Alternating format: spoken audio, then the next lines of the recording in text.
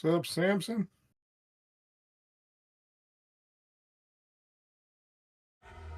Why am I not seeing this? This sucks. Hold on, let's back up. Meta Connect. Watch now. I'm on the main Meta page for Connect. I hit watch now, and it takes me to Meta for Developers, another Facebook.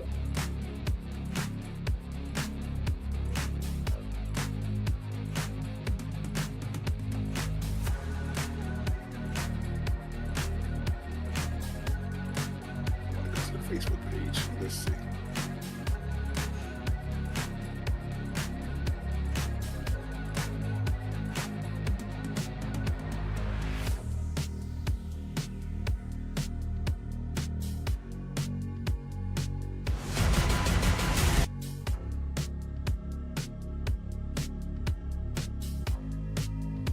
Because it was not supposed to pull me up early, but that's okay.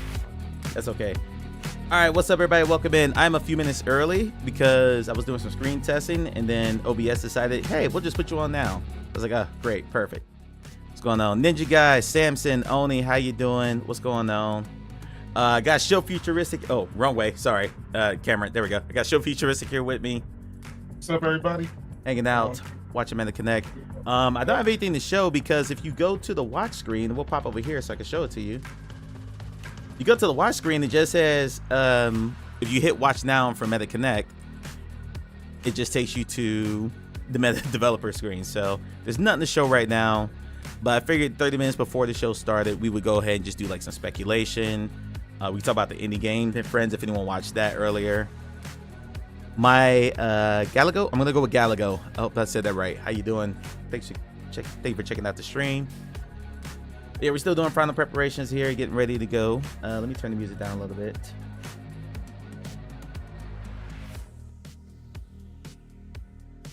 No, I had a scheduled stream, but I have it set to, at least I thought I had it set to, I could hit stream in OBS and then it would not automatically start on YouTube, but apparently auto start was turned on. So it's my fault. You know, it's always human error. Most time it's human error.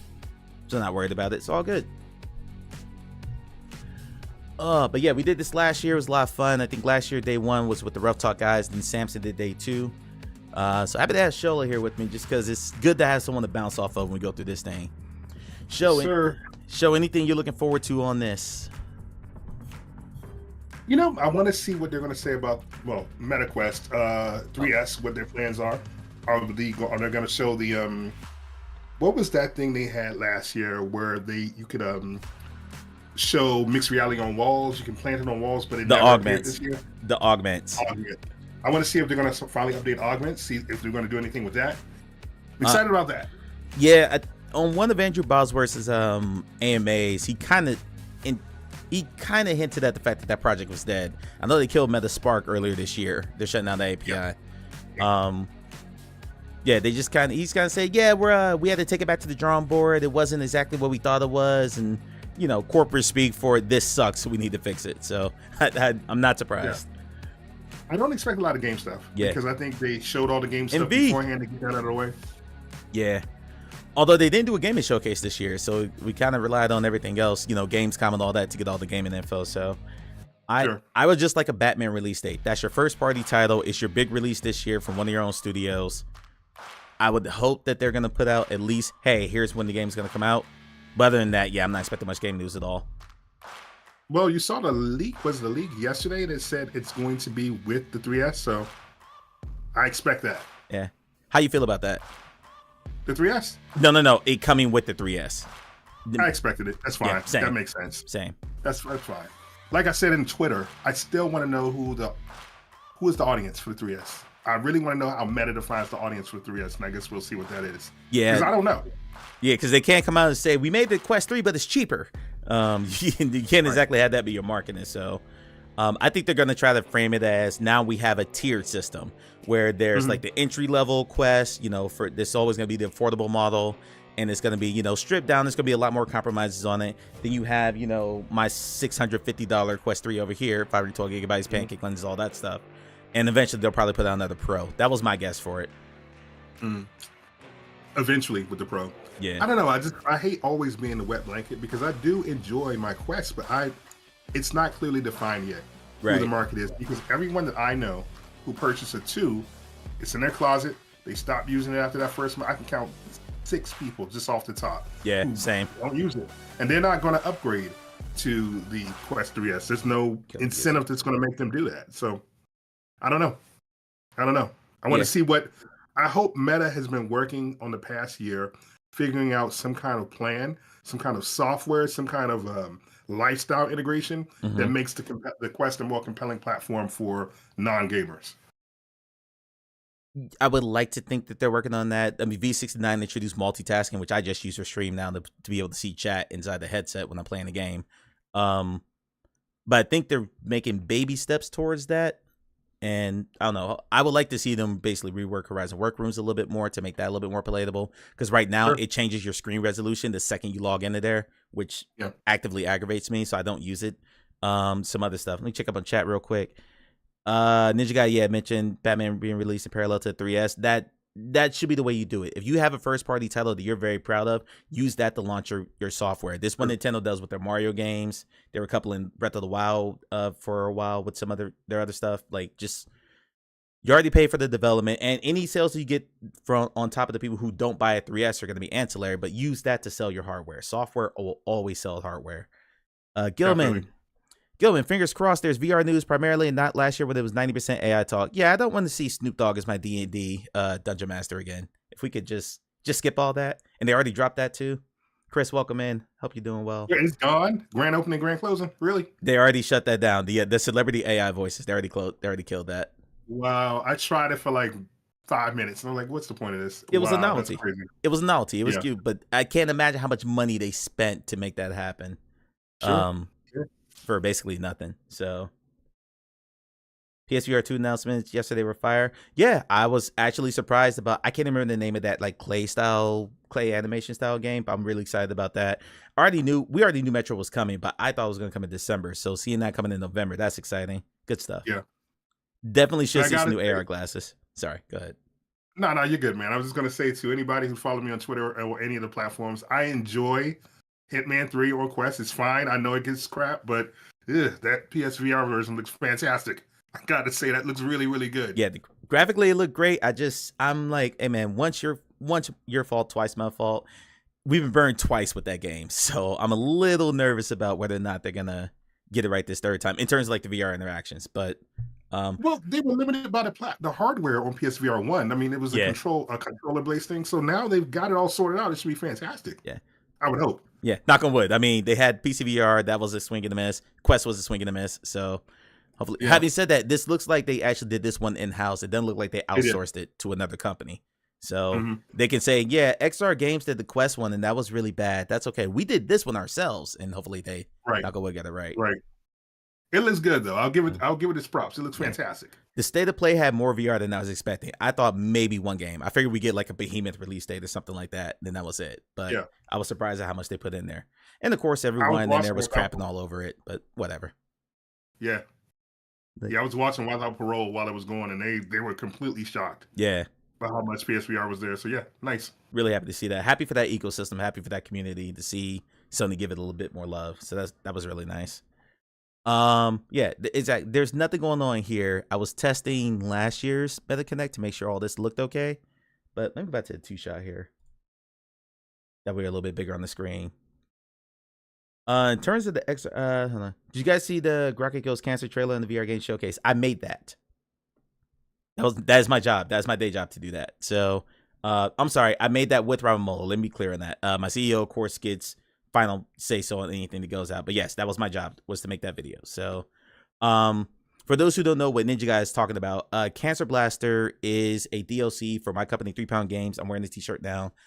Game Crockett. Crockett is a hand tracking mixed reality multiplayer party game. Very WarioWare-esque. You're using hand tracking, like really simple, easy to learn gestures to play mini games with your friends. We partnered with 2 different companies, the Children's Cancer Research Fund and Big Dreams Virtual Tour. And what we had them do was, there were a bunch of kids who actually be infected by cancer, and they actually get together and do like projects. This is what James Arrigo of Big Dreams does. He gets them together to do like creative projects and all that. Well, a while back, he sent them all quests so they can all now game together. Because if you have like severe cancer and you're a child, you can't be around other kids. you're immune compromised, you're under treatment, chemo, radiation, whatever, so you can't be around other kids. And think about when you were a kid and you were constantly isolated. And now think about not being able to see your friends. Think about not being able to see your family. Think about always being sick or not, or feeling like crap and stuff like that. That's terrible. So Robin partnered with him, and we had these kids actually design a VR game for us, and we built it in Grocket. So anyone who buys that DLC, we don't make a dime off of that. Every single bit of profit that we make goes directly to CCRF for cancer research. Wow. So dope. Really proud of that. For those who don't know, I'm a cancer survivor myself. I had it twice when I was in my 20s. So this is a very personal project to me. I'm very proud of that. So it's been a labor of love to work on that, but just seeing like the kids' joy, because we got like all their drawings of like their hats and stuff like that. Check out the 3 Pound Games' social feeds if you want to see any of that stuff. It's been a really cool project to work on. Real proud of that. So yeah, just worked on that video because video editing's not fun. Sho can attest to that. It can be a pain sometimes, but that video was a joy to work on every time I've had to work with it. So it was fun. And speaking of upcoming stuff, since we're waiting on MetaConnect now, I will say next month at the EGX show in London, there will be another VR game spotlight. That's headed up by Callum Hurley, and it's going to be another full-on VR game showcase. So even though Meta didn't do theirs, we got Sony State of Play earlier. VR game showcase has now done 2 showcases this year. Uploads already did theirs. They'll have the winter one later on this year. So we're still getting a lot of VR, a lot of spotlight stuff. So that's cool. And Grocket will be a part of that too. Nice. And Mike, you still hear me? I switched over to headphones. Yep, I hear you fine. Good. All good. Okay, everyone in chat, just let me know if I'm too loud, the show is too loud. I'm gonna pull up last year's MetaConnect and just have it in the background just so we can have some kind of video going.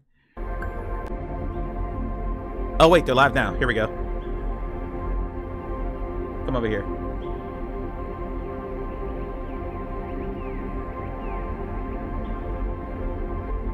Let me throw all this down a little bit because it's just gonna be a countdown.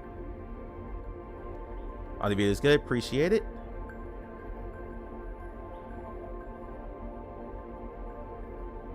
Game spotlights on Friday. Yeah, I can't remember if it was Friday or Saturday. I think it's the exact date, but I can't live stream that because part of my job is to be in those live chats, ask 3 Pound Games for work.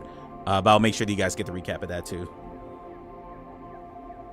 At least it says, let me make sure I'm on the right feed and I'm not on the one from last year. No, this says live now. We're good. Yeah, we're good. All right, bet. So as far as what we're expecting today, Sho and I already talked about it. Quest 3S, obviously, but I'm assuming Gen 2 or Gen 3 or Gen 10, whatever generation they're on for the Meta Ray-Bans. You know, the new version of that, probably with Llama AI. I can't guarantee Batman, but I'm hoping they say something about it, even if it's their in-house project. And then there'll probably be a few surprises here and there. I will be doing both days of MetaConnect, so I'll be live again tomorrow too. So you have to see everything. Last year, day 2 was really interesting because a lot of people didn't broadcast day 2, but day 2 is when they rolled out the new developer hub, which was amazing. It's been amazing for content creators. And there were some other like tools that they introduced there. I think that's when we talked a little bit more about Spark AI too, which ended up dying, but it was still fascinating to learn about. Human Fall Flat VR hype. I am glad for the people who like that franchise. It's probably not for me. I'm glad it exists. Right. I'm glad Listen, VR, I'll give it a try. I'll give it a try. Ooh, my captioning's on. Do you guys want the captioning feed on from the MetaConnect? Turn it off for now. So now it's just showing musical notes. Oh, you need more content creator tools. They've done a lot for that. The YouTube widget that they introduced in, I think that was V60, I think, was kind of okay. But the multitasking on 69 has been amazing. I've used it several times. It's all I use when I do Quest Native streams now. I've been streaming Quest Native since 2021, and it is a pain to do that because most people were using like TTS to hear their chats, and there's a whole bunch of different, it's been a mess. So just a simple thing of being able to use live stream, it's been great. You use it's fun. It's great, Ninja Guy. The bad thing about it is that window has top priority. So if you're in the game, like I use it when I play Assassin's Creed Nexus. Sorry, I moved my mic. So if I were like rearing back to like parkour or like swing a sword or something, and I accidentally hit grip while my controller was pointed at the chat window, the game will automatically pause. So you have to be more careful of your hand positioning, or just move the window to a place where you know you're not going to accidentally trigger it. I'm hoping they do what Steam does, which Steam can make it so you lock the window and make it uninteractable. So even though it's in your view, it doesn't like actually inhibit the gameplay. So hopefully they can do something like that down the line.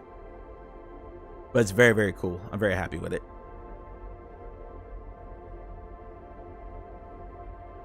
All right. Ninja wants the captions. Okay, I'll turn the captions on when they actually start speaking. Right now it's just like musical notes here.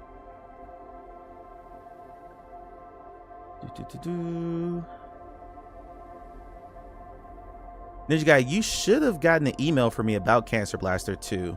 If not, shoot me a DM and let me know.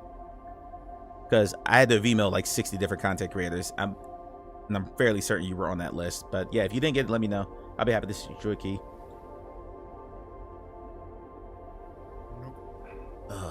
Show, what you been playing lately? What you been gaming on? Oh, Show, can you hear me? I'm sorry, can hear you now. I'm sorry, what's that? What you been playing lately? What was I playing? Yeah. Well, a lot of Hitman, actually. Yeah. And The Mixologist. The Mixologist. Been playing a lot of that, and I want to get a review out for that. It's really cool. Yeah. A lot of The Mixologist. Yeah, it's really cool. If you like those job simulator type games, but more bartending, this is probably the most realistic bartending game that I played on VR in general. There was a game that came out last year called The Bartender that was on App Lab. This seems like it is an upgraded version of that. If it's not the same studio with another reskin game, I don't know. But it feels like a better version of that game. But yeah, it's a really fun game. I encourage everyone to check that out if you're looking for something that's really intense. But no killing. Okay. Mixologist, great game. Bet. I did my tour of duty in restaurants. Did 18 years in that industry, so I kind of have PTSD from all that. So I looked at it, I was like, that might be a bit triggering. Yeah. I can see why. Yeah. I can see why. Envy asked me if I'm playing And Zelda course, Echoes of Wisdom. Yes, absolutely. I'm a massive Zelda fan. I've played every Zelda game ever made except the CDI games. Yes, 100%. 1000% playing that. Sorry, go ahead, Show. When did that come out? Tomorrow. Okay, I thought it was this week. Yeah. Yeah, it's coming out tomorrow. I'm not gonna be able to buy it right away, because you know, gotta pay rent, gotta pay the 100%. bills. But you know, looking forward to digging into that. I was like, you know what, I might need to take a weekend and just disappear and just play the Zelda game the whole way through, but I can't really do that. I have responsibilities, unfortunately. But yeah, that Zelda games are usually day one cops for me. Hype for Laser Dance. I first saw that game at a con earlier this year, MomoCon. And I looked at the title, Laser Dance. It was like, okay, probably not for me. But then I watched, I was like, oh, it's not Laser Limb. It looked all right. I was a little So wait, surprised by what that is it? Because everyone's so hyped by that game. It's not Laser Limbo? No, it's not Laser Limbo. Matter of fact, we got a minute. Because this is just counting down. So let's go to YouTube. Wait, people love that game. Laser Dance trailer.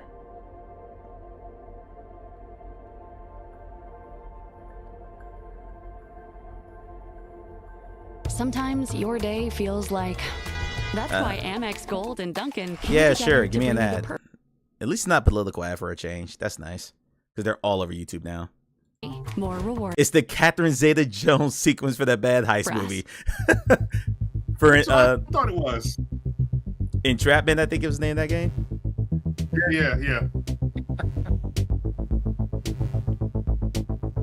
Yeah, it's Mission Impossible 1 where he was like avoiding the lasers and all that.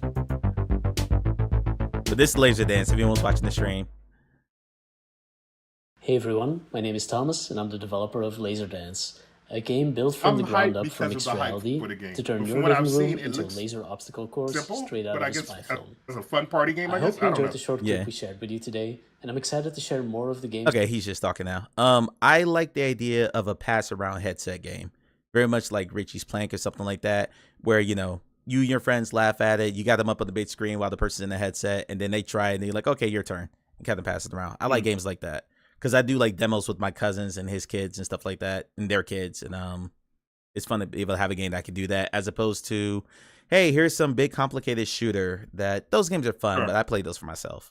I love these. Yeah. I call these games demo games. These are great for like cons and stuff like that. You get in and out of the headset in 5 minutes. Someone's smiling. Someone had a good time. Great tools for that. Speaking of pass around, have you tried? Because I want to play this. Have you tried Oktoberfest yet? I have not. No, I've heard really good things about it, but I have not tried it yet. I think I'm going to try that tonight. I want my daughter to try it. She loves roller coasters, so I'm going to give that a shot. Okay. On the Laser Lair walkabout mini golf course in your living room. Wait, say what? I played Laser Lair, but are they introducing the MR version of that? Because that I hadn't heard yet. Ninja Guy, let me know what you think of Mixologist. Because Show's already given it a ringing endorsement. So that's got me interested already. Because Show and I tend to be pretty aligned on the games that we like. You tried Metal Hellsinger this morning and loved it. I'm not a rhythm game guy anymore. I thought about asking for access for that, but I was like, I kind of moved beyond rhythm games at this point. I was a Beat Saber sweat when I first got into VR. Like I played hundreds of hours of that game when I first started, and I can't remember the last time I booted that game. I don't know. Sure. Just my enjoyment of those has kind of stopped down. Wait, did you say you loved it or loathed it? What? Beat Saber? Oh, no, Metal Hellsinger. Ninja Guy said he loved it. I haven't played it yet. Okay, I'm just like, eh. Gilman said I can't see the stream. You can't see my YouTube stream or the chat? No. I don't see any of that because I just see you on the screen. Gotcha. All right. Gilman said Oktoberfest is fine. Has the same issue of most free multiplayer experiences. Loud children. Well, it's in the music park, so I'll give it a pass on this one. Yeah, that's true. If it's having people in it and they're hanging out and actually having a good time, because as much as the screechers kind of annoy, old fogies like us, they're good for the ecosystem. They're good for the development because now developers can say, hey, I have this many people in my game, and that helps with like investors and stuff like that. So, it's one of those, necessary evils. You got to have people in your lobbies. Just ask Epic with Fortnite. You'll never hear them say they're tired of the kids in there. We get tired of them. Or heck, Pop 1. Ever since Pop 1 went free to play, that player base went sky high, but a lot of them were kids who got the game for free now. That game used to be 30 or 40 bucks. So, sorry, go ahead, Show. No, you're good. I was just thinking about these social rooms, and I just wish there was more of a platform for, I don't want to say adults because that sounds pretentious, but at least something that wasn't focused on kids running around, people just being able to have cool discussions and chill. That's what I'm looking for on Quest. Doesn't exist, unfortunately. Still looking for that. Yeah, I think you need to go probably in the non-Quest roles of VR chat for stuff like that. Or let me see what Oni say here. Gilman said I won a mini game and had a kid chasing me around, confused how I won. That's hilarious. That's hilarious. Anikaze, notice people lamenting they know everything slated for the presentation. I don't know, maybe don't hoover up every leak that crops up. Yeah, if you're complaining about something that leaked out, you were actually looking for that information. It wasn't like it just popped up in your casual feed or whatever. If you're a VR enthusiast and you have VR creators and stuff like that who are leaking this stuff, or if you're following Luna on X, then at that point you can't really complain about a leak coming out. That's their job. Their job is to find leaks like that. So just cut it out of your feed. If you don't want to see something, it's very easy to get that out of your ecosystem. Would rather meta focus on development instead of false flag stuff to full community that will ferret out everything anyhow. Companies have been doing purposeful leaks for years. Every single game company, every single major tech company you could think of does that. So meta's not any different in that respect. It's not a surprise at all. And frankly, it wouldn't surprise me if some dumbass at Walmart put that display up too early.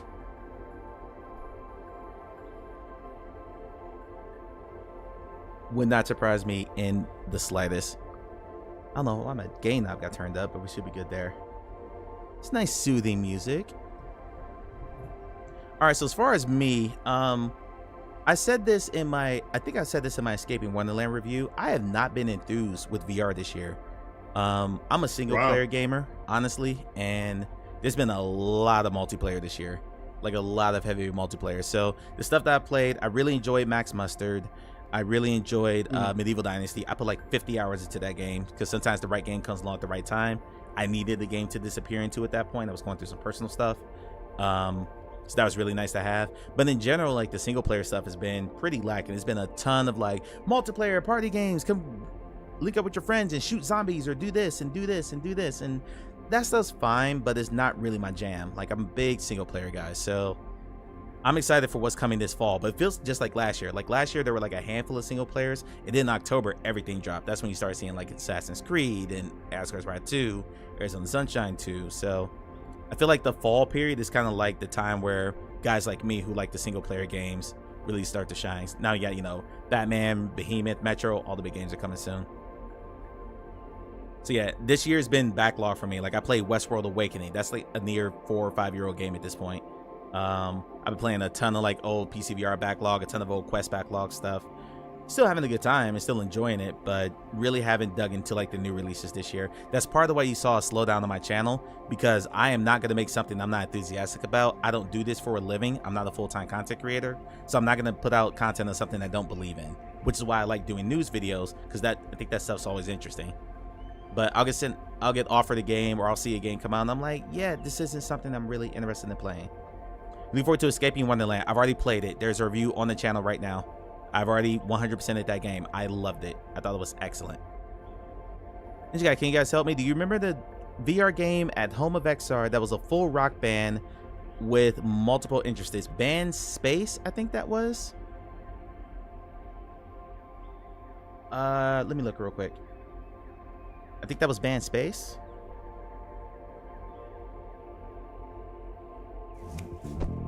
Yeah, Band Space. I'm looking down on Steam right now.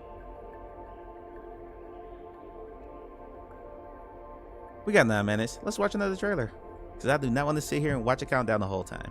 Band Space VR trailer. All right. Sorry, I'm so quiet. I'm trying to figure out how to get the YouTube stream to play simultaneously while I'm watching you, so I can keep up with the chat. Yeah. And that is a challenge. Here we go. Whoa, it's the Capital One Bank guy. That's me. So, Plus, I don't even know what my latency looks like here. I had it set to ultra low latency, but let me see if I can switch that. Oops, sorry. Didn't mean to. Forgot to unmute it. There you go.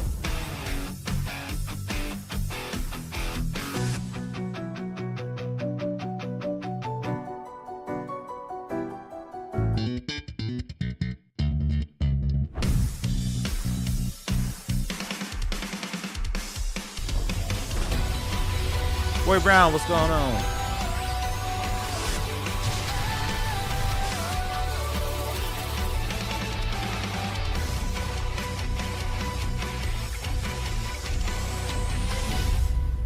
Oh, God, I forgot about Metaphor ReFantazio. That's a new game from Atlas. People made Shin Megami Tensei and Persona. Looking forward to that one too. Too many games. Too many games. More VR. Welcome in. Appreciate you coming through. All right, now I can see the chat. Lovely. Yeah. Okay, bet. All right, shows in the chat now. Y'all behave. So many games. What's the last game you mentioned, Mike? The Band Space. The JRPG? No, not that one. The one you just mentioned. Yeah. Metaphor ReFantazio. I can't wait. I can't wait. Too many games. Do you think we'll see Quest versions of all the big games in this presentation? In what presentation? In the MetaConnect presentation? Or in the one that happened earlier today? Let's unmute that. MetaConnect 2024 will begin shortly.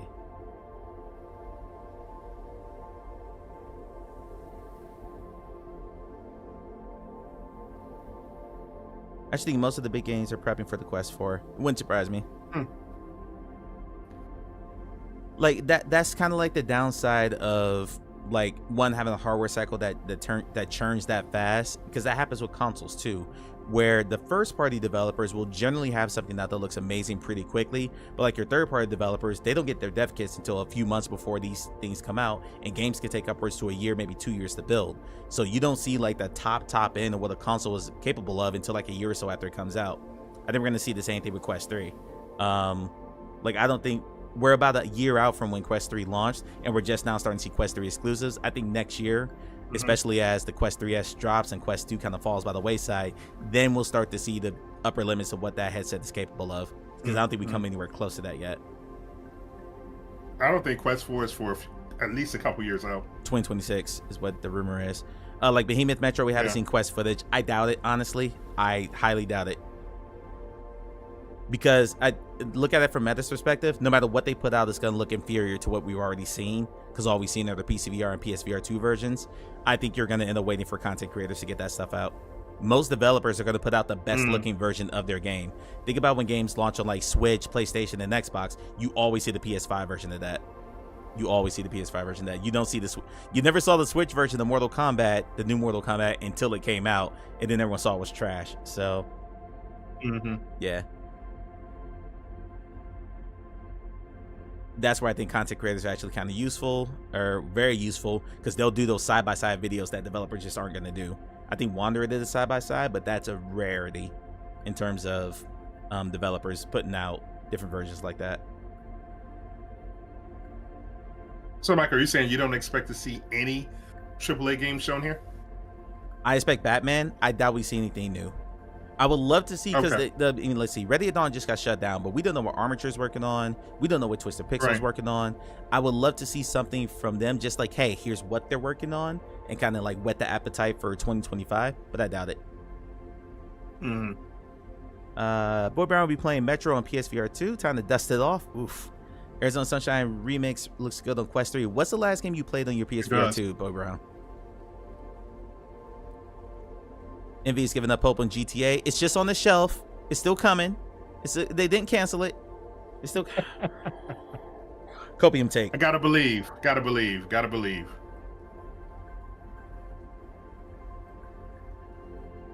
Boy Brown says Madison. I forgot that is coming to Quest. I totally forgot about that. I straight up refuse to play that game just because I've seen it start to finish. There's some triggering things in that game for me, so I refuse to play it. Wow. The end of that game alone is the end of that game alone makes me, I can't play it. I can't. For example, old Amiga magazines they used to advertise the best copy of a game while still selling a lower quality C64 version. Yeah, like it's not in their interest to advertise, hey, here's the worst looking graphical version of this game. You want to buy it? Like, their job is to sell games. So I don't think we see the Quest 3 version until it comes out, honestly.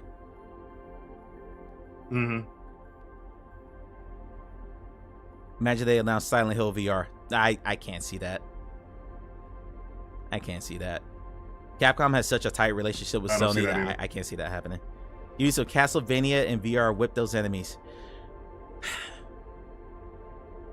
I'm a big Castlevania guy. That'd be really nice. My dream game is Metroid in VR. Give me Metroid Prime in VR. I'm sold. I'm done. I'm done. Y'all won't see me for a year. Would you be happy with a mixed reality game like Witchblood where it's flat 2D, 3D, or do you want a full-on first person? Either or. I love that franchise. That's after Zelda, that is my second favorite franchise ever. So sure. Metroid in my headset, absolutely. That'd be nice. That'd be nice. Gilman said, "Let's just Quest exclusive, then we get gameplay." Yeah, but for like, but to Boy Brown's example, for stuff like Metro or Behemoth, that's gonna be on different platforms. It makes no sense to do that. But that's the show that.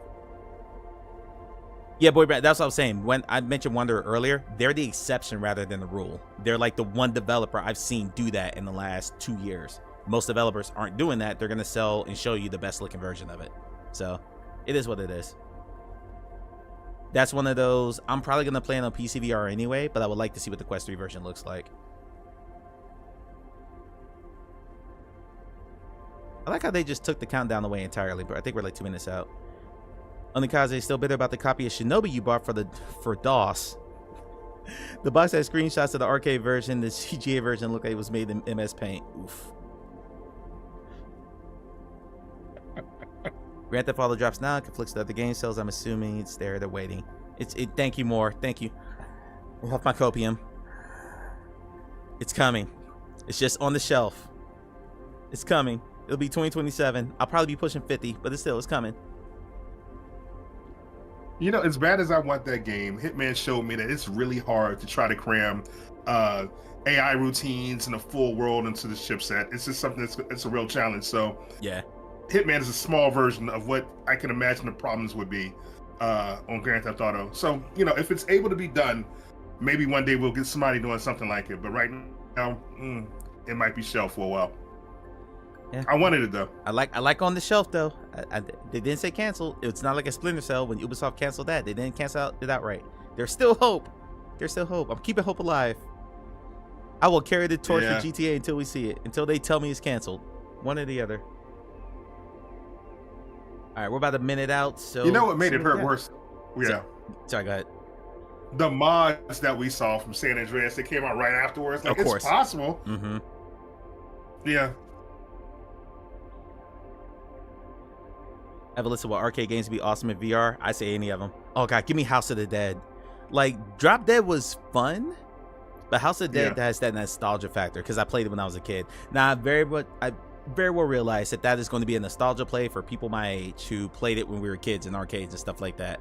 And there's a lot of nostalgia tied up in that. But I'll play that. I'll play Daytona USA all day. Give it to me. Let's go. Mm-hmm. Oh, Daytona would be glorious. Glorious. Wow. And racing in general, like we got Grid Legends a year ago, something like that. But racing in general and standalone has been pretty lacking. So that game that Flat to VR is Downtown Club isn't bad. Say again?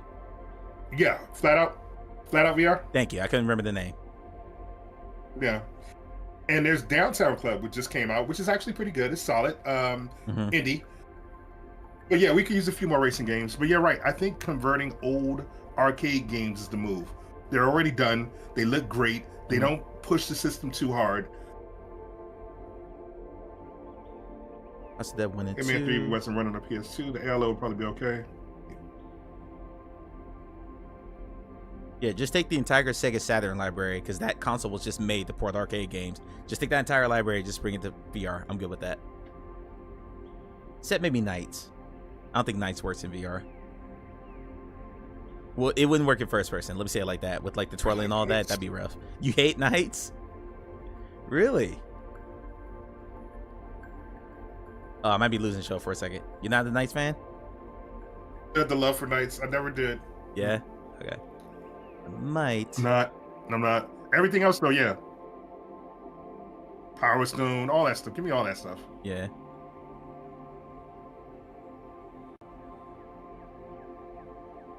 Sunset Riders. Night Slashers. Which one is that? I don't remember that one. Yeah. Night Slashers. TMNT in Time. Yeah. By the way, Chris Castaldi is the technical director for 3 Pound Games, the company I work for. He's a coworker of mine. Thinking about that, I have so many arcade games you want to port now. Give us some names, Chris. Some Mega Man VR. Although I would kind of want them. I do not know Night Slashers. No, I've never heard of that one. I will want them to kind of restart. I don't want them to do Mega Man X because Mega Man X kind of fell off really hard storyline wise after about Mega Man X5. But yeah, like the old classic Mega Man, Dr. Light, Dr. Wily, yes, get it.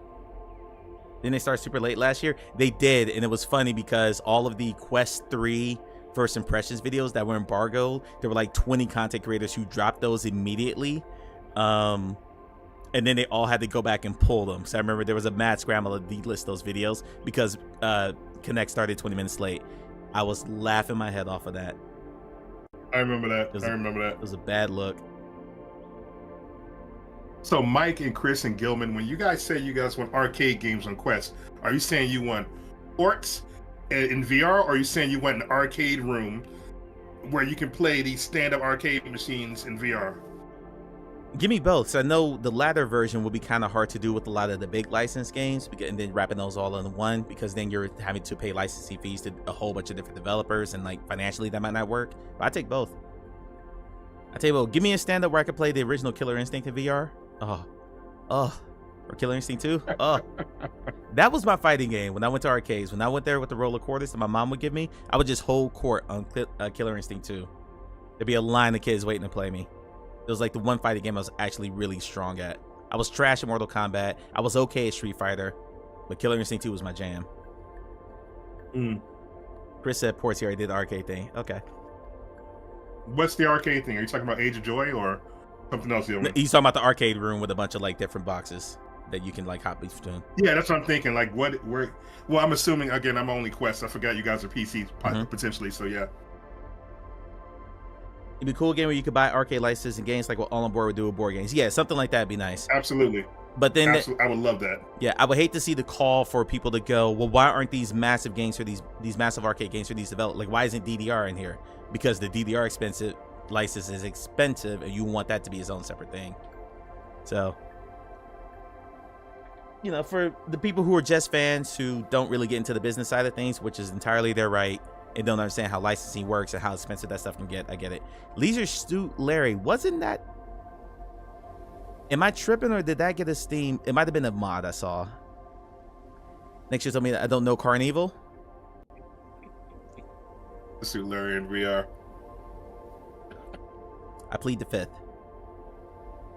I plead the fifth. All right, Meta, it is 105. Ninja Guy, we can dream. We can dream, Ninja Guy. Onakaze's right. It would be a licensing nightmare, but I would love it. Yeah. Love it. All right, it is 105. So, I'm trying to think of what would have been embargo right now. Like, I want to go look at YouTube real quick and see if a whole bunch of Quest 3S videos dropped. Matter of fact, let's do that.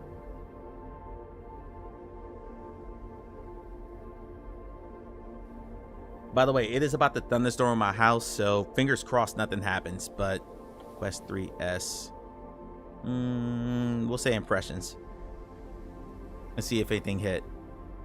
No. BMF a couple of weeks ago, but he's just talking about the leaks.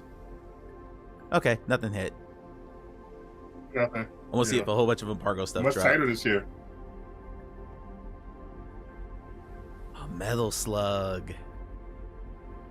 In all the old ones, in all the classics. Metal Slug. Yeah, I'm looking at Chris's list. This is the list. Yeah. Markova slept. Nah. You know, sometimes you get little jitters. You got to run to the bathroom real quick and kind of, clear everything out. Clear the pipes and everything, and then you get on stage and you start. I want whoever. I cannot remember her name. Mark's making the entrance. Yeah. I always forget her name, but whoever did the Meta Ray-Bans presentation last year was fantastic. She needs to speak again. She was so good. She was so good.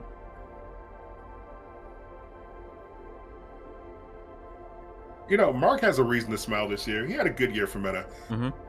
Apple didn't do great with the Vision Pro. Meta stepped up to every challenge this year. The Ray-Bans were a phenomenal success. Mark has every reason to come out and smiling this year. I can't wait to see what he says this year. Absolutely overperformed. No one expected the Ray-Bans to be as popular as they were, including them.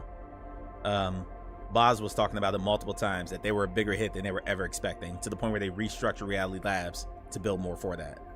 So, this is your first Meta Connect. You have no idea what they usually present. It's a lot of talking. I actually think the pandemic ones were better, honestly. Like when they were like curated presentations, because they were better about time management at that point. And they hopped around between a bunch of different people in a bunch of different departments. These are someone gets up and talks for somewhere between 10 to 20 minutes. And it's cool that they're live and everything, but I actually did really like the pandemic ones. Agreed. Let's see what people in the chat on here are saying. Okay, that's Arabic. A whole bunch of Arabic.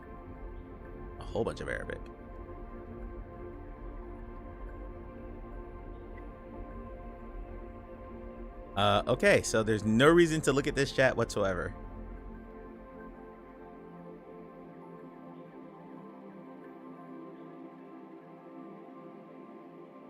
Kyle Rosenbeck from Upload VR just tweeted the piece is going to be cold by the time they start. Yeah.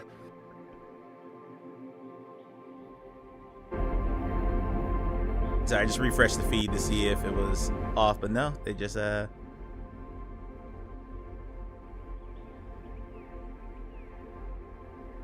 I guess they're big in the Middle East. Last year there was too much AI. I agree. They went big on the AI, and a lot of stuff that they showed last year. The augments haven't started yet. Spark AI already got killed, and they killed off the celebrity stuff. So 3 of the major things they showed last year didn't go. I think this one. I would like to think that this one's going to be more narrow than focused, instead of trying to like cast out as many lines as possible and seeing what sticks. So we'll see. I do expect some AI there because the whole second. Sorry, go ahead. Go ahead. I'm sorry, Mike. Go ahead, Mike. I was gonna say I expect more AI because Meta's going in big on Llama AI. I expect that to be in the Meta Ray-Bans. It's already in the Quest, but I don't think it'll be as prevalent as it was last year. What were we gonna say, Show? No, I was just gonna say in their defense, last year the entire tech industry lost their mind for AI. So, yeah, yep, it's the new thing. Can release the audio new video model. Yeah, like I expect to see a good. There'll probably be at least one presenter on AI for sure. Want to see the camera go to the crowd? They had crowd shots last year. They weren't lingering though. They just would like sweep across the crowd. I was looking for Chris. Chris was there last year with Robin and Cordelia, 2 other coworkers of mine. They're there this year. But I think where they had it, there wasn't enough space to get everyone in front of the stage. So there was like a separate like auditorium or amphitheater where a bunch of people were watching it on the screen. Quest 3 at least were a little boring. I hope there's some surprises in the announcements. While to me the resolution stays the same as Quest 2. I'm not surprised by that at all because it is meant to be the cost-effective version. They had to make compromises on that. So I figured the resolution would be lower. The lenses are going to be reverted back. I thought they were going to do black and white pass-through. I'm glad they didn't go there. John the Podcast, appreciate it. But the shareholder would have been, yeah. Yeah. Oh, they would have crucified Meta if they didn't release AI and all that for sure. I agree with that. Let me clear this.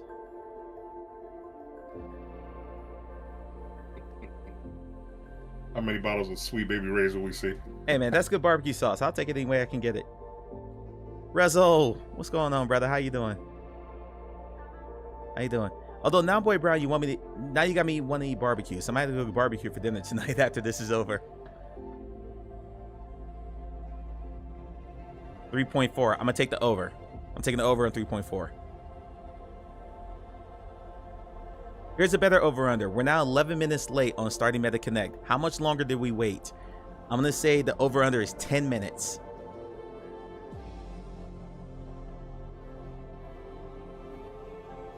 You only get 2 versions of Sweet Baby Ray's. Oh, Boy Brown, you got to come to the States and just buy a bunch and bring them back with you. Oh, the music lowered? Oh? They've lowered the music? Never mind. No more music. Was it 30 minutes last year? I think, yeah, it was like 25 minutes or something. I know, because I was sitting here with Scruffles and Stratus just awkwardly trying to fill time. Like we're doing right now, basically, just having the chat.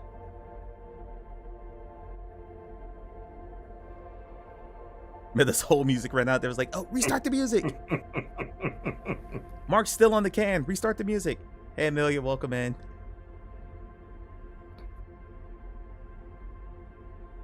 Oh, this is kind of depressing, though. Kind of depressing. So for everyone in chat, what have you been playing this week? I know Show and I talked about what we've been playing. What have you guys all been playing this week? Because I think we're all going to say the same thing if I say, what are you looking forward to? Most people are going to say the same. I'm going to say like 6 or 8 games. You're not going to see a whole lot of variation there. But what are you guys playing right now? That'd have to be VR. Yeah. VR. Yeah. Escaping Wonderland, wonderful game. Wonderful game. Freeland, Blockworks, and Walkabout. I have not played the Mars course yet. I think Oni and I are gonna do that next week on my Twitch stream. It's gonna be a lot of fun.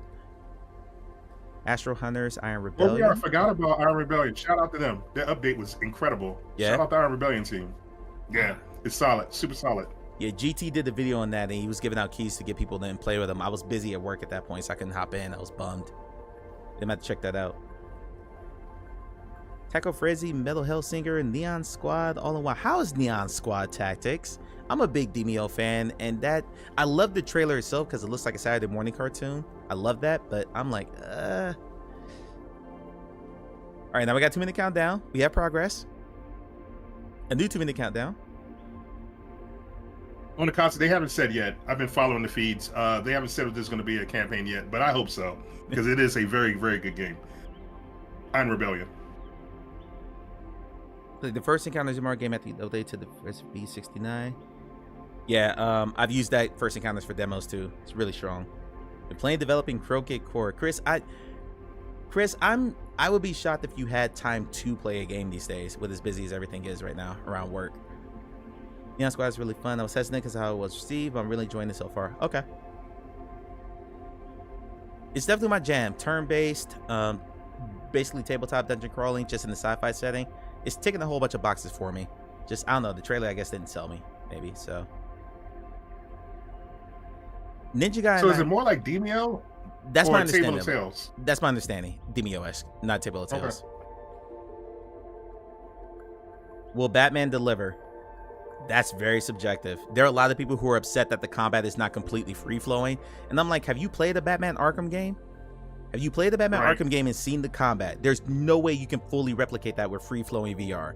And most people think they're badasses and know how to punch correctly and stuff like that. No, you really don't. You look like you're doing this. Mm-hmm. If you have someone film you while you're playing a melee combat game, you're doing this. You look ridiculous. So no, it's good that they're directing it a bit more. Batman's about fantasy fulfillment, right? And I don't want to sit there and look like a fool. Exactly. Exactly. Also with the Astro Hunters, extraction shooters aren't my thing. Yeah. They're not really my thing, but I like the sci-fi setting, so here we go. I was excited about Astro Hunters, but it just looked like a reskin version of the zombie game they did. Oh, Survival Nation? Yeah. Yeah. How's Iron Rebellion compared to Vox Machina? I'm going to let Shill take that one, because I haven't played the new Iron Rebellion update yet. Vox Machina has a single-player campaign. It is more sim. Iron Rebellion is more arcadey. They're both very good.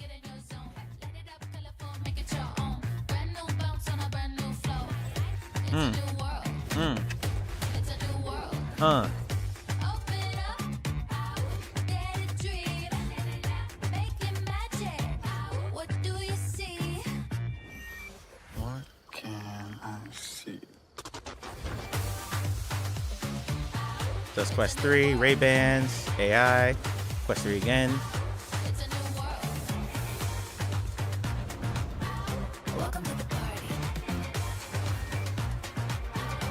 They got new Ray-Bans already. Those are new frames.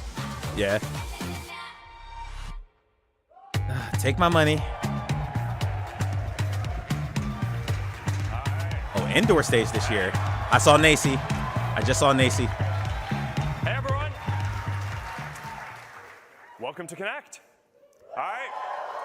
Oh, we have Mark. a lot of stuff to show you. Mark been in the gym. So we're gonna get through this pretty quickly. Yes. You know, it's been a busy year. It's been an exciting year, but it's been a very busy year. You know, a lot of the stuff that we've been talking about for a long time, right? Glasses, mixed reality, AI, it's happening. And you know, we can start to see how the future of computing and the future of human connection are going to look, and it's pretty awesome. So with that, let's jump right in. This is the new MetaQuest 3S. Right away.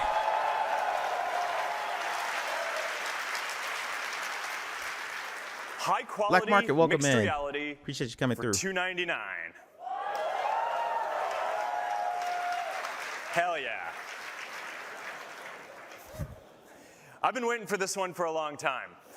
You know, when we built Quest 3, we delivered the first high-quality mainstream mixed reality experience where you can see the world around you, you can reach out and touch digital things as if they're right there. Quest 3 is the best mixed reality device that you can buy today, and I am really proud of it. But we don't just innovate to advance the state of the art. We also build technology and innovate to bring the future to everyone. And we've been working on bringing the Quest 3 family to a lot more people. Quest 3S has the same defining features as Quest 3, high resolution, color, mixed reality, powered by the same processor, vivid pass-through, hand tracking, feels natural, Touch Plus controllers for precision. You get the full range of experiences from Horizon OS, gaming, social, fitness, watching videos, productivity, and more. You know, we optimized the whole system. Put that Spotify sneak app in there. We swapped out the pancake lenses for Fresnels. And with all of that, we were able to drop the price by $200. Now, in the past year, we've made so many improvements and optimizations to the technical stack, to the effective resolution, to the latency, to a lot more, that all of the things that I just mentioned, mixed reality, hand tracking software, is actually better in Quest 3S at $299 today than it was in Quest 3 when we launched it a year ago.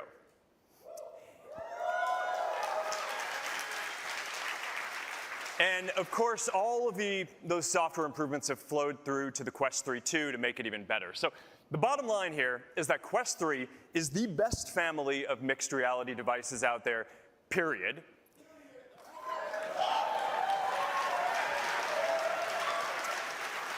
So whether you're looking to get started with the base Quest 3S, or if you want the top-of-the-line Quest 3 with 512 gigabytes and 4K displays, which is now just $499. They're dropping that price too. The That was Quest 3 $650 when I got it's it. not just the best value. Interesting. It sure is was the best product available. Interesting. Okay, I'm gonna clarify what he just said. He said it's better now because of the software updates from when Quest 3 launched. He's not saying the headset's better. Really He's saying the software's better. We got my friend Kenny back again, wearing the 3S. Everything you're going to see up here is streamed from his headset live. This is what he is seeing. Oh, look at that. Yeah, it's sharp. It's sharp. All right, Kenny, what do we got? All right, now the first thing that you can see is that we have expanded the quality, the volume of content massively. Yeah, sorry to the dude next to him. Live demo artifact. All right. You can now run everything from 2D mobile apps to remote desktop for PC to fully immersive experiences all on one device. You can open screens. You can put them anywhere around you. That battery's at 50% already. Pretty much I'm just as saying. many of them running as you want. Mark, you better talk quick. On a wall if you want. I'm not sure if there's a wall that's in a close enough range that he can show. It happens. Good cover. Good cover. There you go. I can't tell you how many times Kenny has practiced this. The immersed guy's like, I know, right? All right. Anyway, you got movies. No, because we playing. actually saw footage inside the headset. They've already beat immersed. But the bottom line, I think we're in theater mode. All right. 3 minutes in, they've already beaten immersed. Experience. You can take any of the screens, you can blow it up into a cinema that Just playing, Richard. We love you. We love you. That fills the whole space. It's great for watching Netflix. You got Amazon Prime Video, YouTube, the new Twitch app. You can bring it anywhere you go. I'm sorry, what? And you've got a giant screen that you can take anywhere. It's great for Xbox Cloud Gaming too. You get access to all these different titles wherever you are. And with spatial audio on Quest, yeah, Chris, I agree. You place the apps, exactly what they want. That is where the sound is going to come from. Dolby Atmos is coming to Quest, so now you're going to be able to watch movies in full surround. It is pretty neat. Wow. And we have also rebuilt all of our social apps for Mixed Reality 2. We've got all new Instagram and Facebook experiences. About time. To bring your feeds and your reels About time with they you did that. into Mixed Reality. A really nice interface so you can lean back, enjoy your content on nice big screens. And there's a bunch more too. All right, we've been working with Not Microsoft the Romulan haircut. to upgrade remote desktop soon. So now you're going to be able to easily connect to any Windows 11 PC. You just look at the keyboard, and they specify Windows 11, and it'll start pairing. So if you want to work on a giant virtual display or a bunch of virtual displays, or if you want to work on your projects without distractions or with other people, Quest is going to be able to be a natural extension of your PC. That's interesting. I guess I got to update to Windows 11. I'm still on Windows 10. So next year, October next year only. 2025. That's exactly what it does with Apple headsets, with an Apple Vision Pro. Really good at that. That's you're also interesting. Going to be able to use it for apps and watching videos and doing exactly, all the Chris. different That's things exactly that what they're saying. With a general purpose computer. Quest is the full package. Now, we also keep improving the social experience. This is the fruit of the Microsoft relationship. Because, it's kind of our thing, right? And because a lot of the magic in mixed reality is, you have this technology that lets you feel this sense of presence. It's different from every other computing platform that just looks has ever so been built hokey. before. And it's different from anything that any other platform can provide. Although I saw avatars with All legs. right, so look, now you can easily play a game. You can go to a concert. Yeah, they've had legs for a bit. You can go to a but I'm virtual hoping we world see the together. new system today. And now you're also going to be able to easily move between these experiences by stepping through these portals. And we're introducing this. It's a new kind of primitive that we think is going to become kind of like the equivalent of a hyperlink in the metaverse. Yeah, only I really need to hop into Horizons again. So we think that's going to be a neat way to just jump There's around. a lot of good Developers potential are gonna be there. It's super clean. Creators are going to be able to add them to all these different spaces. And as you can see, we've also But I'm taken a waiting step for them forward with the to improve this avatars. portal system. They're much better. More on that in a second. And Kill me. you'll also be able to show up in more places with your avatars, including this YouTube co-watching, which is rolling out in beta next week, thanks to our friends at Google. Ooh. You guys can co-watch my stream Finally, in VR. Finally. Yeah. All right. Finally. We are also working Next week, to bring finally. photorealistic Quest 3 avatars SD is coming into in. the I metaverse. figured because all those content We talked creators about got that a there bunch. early, so I But figured they today all I got actually want to show you demos. something completely new. We're also bringing photorealistic spaces to the metaverse. And we call this Hyperscape. And the way this works is you can use your phone to scan a room and then recreate it, or you can step into a room that someone else has scanned and shared. So this one is Daniel Arsham's studio space. Let's look at another one. We've got, I think this is, this one is the studio, I think, where Green Day recorded Dookie. And we can deliver this experience on standalone headsets, Quest 3 and Quest 3S. In fact, I encourage you to go download the Horizon Hyperscape beta app in the US. This looks like the and Alicia try it out Keys yourself studio they today. use in It's pretty Appaloosa Pro. wild. And we're planning on just adding more and more over time. I think it's really neat. All right, now of course there's gaming. So we got some really good ones coming, showing off what the Quest 3 family can do.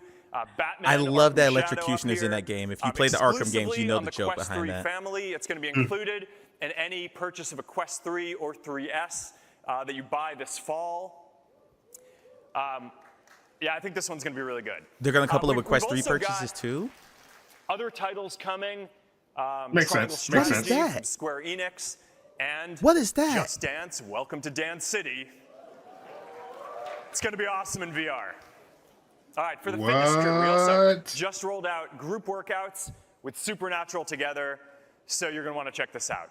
All right, so lots of great experiences. Yo, they Where did that triangle strategy come from? That is the Quest 3 family lineup, the best mixed reality experience. Yeah, now with Ninja Guy, Quest no. 3S, Take my money. Starting at $299. I have a friend, Pre-orders open Lindsay, today, who's shipping gonna on be very October excited about 15th. that. Take my money. Take my money. Oh, They got me with that. I need it. That was nice. I need it. I was just thinking I would love Let's a talk real about AI. JRPG on Quest. Yeah. All right, That's so there is great. a lot of exciting stuff going on in AI, and we've got a lot of updates to talk about. Yeah, today. he's flying through this, AI Chris. agents, creative tools, Llama, how this all intersects This is like with our light work on speed. glasses and building I think he future knows they're computing late. platforms. One of the simplest cases for AI use cases is your AI assistant, right? That basically you can use to answer any question and create content. And Meta AI differentiates itself in this category by not just offering state-of-the-art AI models, I doubt but it, Ninja Guy. also I highly unlimited doubt that. access to those models for free. They're not making every port. integrated You gotta let that one go. easily You said that a into couple our times. different products and apps. So Meta AI is on track to being the most used AI assistant in the world by the end of this year. In fact, it's probably already there, right? We're almost at 500 million monthly actives, and we haven't even launched in some of the bigger countries yet. So we're getting there. 500 And million. today, we are making Meta AI even smarter with our new open source Llama 3.2 models.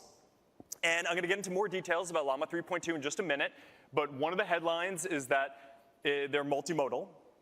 So now Meta AI can natively understand images as well as text. Now, we're using this new Brown, I'm there capability to build some features that I haven't seen anyone else build. I mean, this is pretty interesting and novel stuff. Creative tools that we're adding to Imagine Edit. It lets you upload any Give photo. I have a look. I'm gonna look and right Yeah, but it after might this. show over. after the show. precisely. Yeah. Yeah.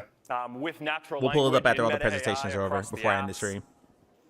My family loves this. We spend a lot of time taking photos and making them more ridiculous. You know, one of my daughters actually just wrote a book, and we used Meta AI, and she used it to illustrate the book. It's just a lot of fun and awesome. One of my daughters wrote a book. Just. All right, but moving on to another thing. This one I think is actually probably the biggest AI news that we have today. We're adding natural voice interactions to Meta AI. And you don't have to wait a while. We're rolling this out today and over the next few days. I think that voice is going to be a way more natural way of interacting with AI than text. And probably, I think it has the potential to be one of, if not the most frequent ways that we all interact with AI. It is just a lot better. So now you're going to be able to have natural voice conversations with Meta AI across all the major apps. You got Instagram, WhatsApp, Messenger, Facebook. This is the integration they needed. We want to make this fun. All right, so in addition to the different system voices that we built in that I think are pretty good, we've also worked with some of the most iconic voices out there to bring them to Meta AI, like John Cena, Judi Dench, Kristen Bell. We're going here again? Keegan-Michael Key and Awkwafina. Oh, back there. We're going here again? Should we try it out? All right. Y'all went Dame Judi Dench for this? Where's Snoop Dogg? They're not doing D&D. Hey, are live demos risky? Live demos can be risky, yes. They can be unpredictable, prone to technical issues, and potentially embarrassing. However, they can also be engaging, memorable. But I'm going to do it anyway. Go for it. Just be prepared for anything to happen. Wow. Fingers crossed. Thanks, Awkwafina.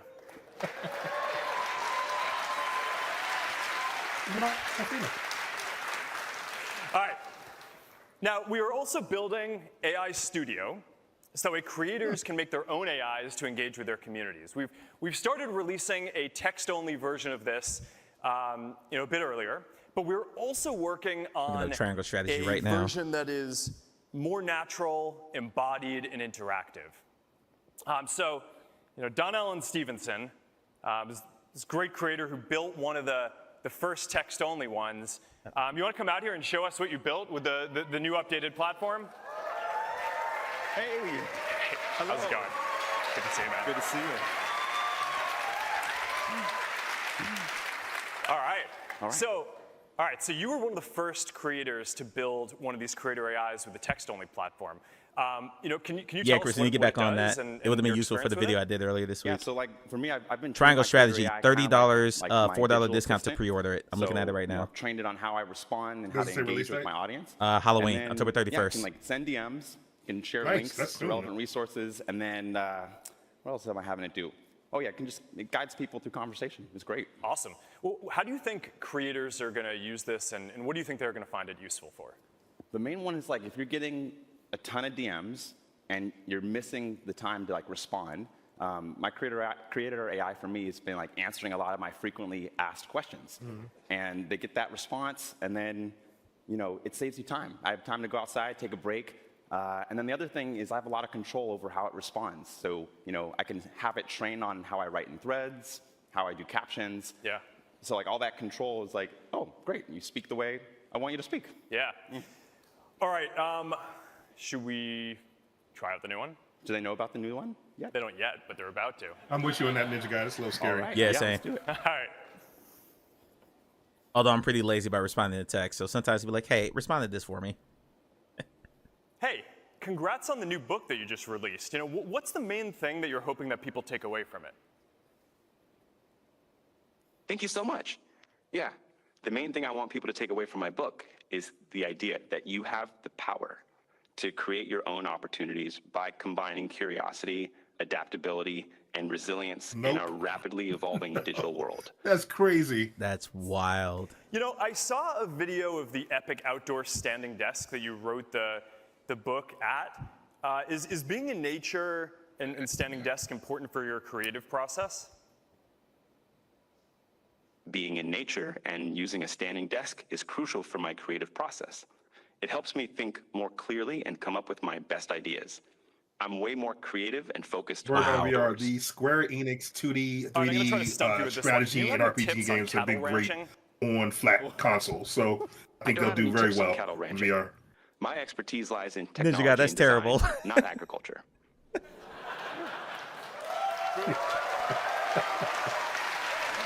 Next question, are you human? Thank you. That was awesome. Nice. This is, I don't know. It's the future. This is the future. Live demos sometimes work. All right. All right. One more creative tool that I want to highlight can replace your upper we are management. experimenting with automatic Has anyone seen Bosworth in person lately? On Reels, starting with English and Spanish.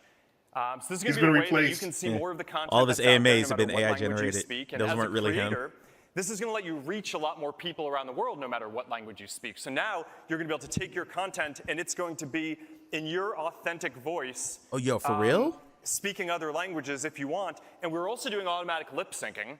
So that way it actually looks like you are speaking the other language. So let's check this one out. Ninja guy, I need you to try this. Ninja guy speaks French, for those who don't know. That's his native language. I would love to see you do a video on this. This would be amazing. Chris, I'm ready to replace everyone. With coconut, banana, and dulce de leche. This recipe was one of the first ones I uploaded to social media. A little while ago, I rediscovered it and made a couple of modifications to make it even more delicious.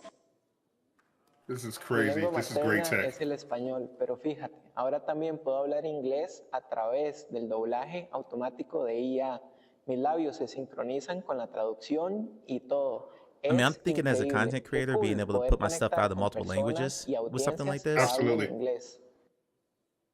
My native language is Spanish, but check it out. Now I can also speak English through AI automatic dubbing. My lips are synchronized with the translation and everything. It's amazing. How cool to be able to connect with people and audiences who speak English. More, I'm with you. I'm in that same age range. I'm with you. Yeah. Pretty neat. Looking forward to rolling this out more broadly in a lot more languages. This horror levels of idea. Gilman, yeah, in the wrong hands, this could be really bad. I agree. In the right hands, it's really powerful. Our newest open source AI model.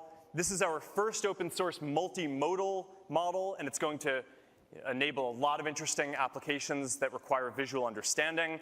We're releasing 11 billion and 90 billion parameter multimodal models. These are counterparts to our 8 billion and 70 billion text-only models. It was thinking really hard about what I wanted to say. Widely available everywhere, except the EU, unfortunately, to start, but I remain eternally optimistic that we will figure that out. Except the EU. Oof. Second largest market. We are also, in addition to that, releasing much smaller 1 billion and 3 billion parameter models that are optimized to run on devices. I'm really proud of the result here. These are the highest performing and best models of their sizes, the best models that I think you're going to be able to run on a device. This is a slide showing how quickly it runs locally when you're Chris, running I'm curious on a device. why that's the case. So you can expand on that. I think going to be the best models that you can run on a phone, or soon that you'll be able to run on glasses, which I will get to in just a moment. But the bottom line is that Llama continues to improve quickly, and it's enabling more and more capabilities. We're just adding more and more over time. And now that Llama is at the frontier in terms of capabilities, I think we've reached an inflection point in the industry where it's starting to become something of an industry standard, sort of like the Linux of AI. And we're seeing closed source labs react by trying to slash their prices to compete with Llama. But look, I think the trend and trajectory is pretty clear, and we know where all this is going. I think open source is going to be, already is, but is definitely going to be the most cost-effective, customizable, Ninja guy, as a creator, there's some powerful VR tools. It's great. It can be abused, but VR can't. Not VR. AI can be great.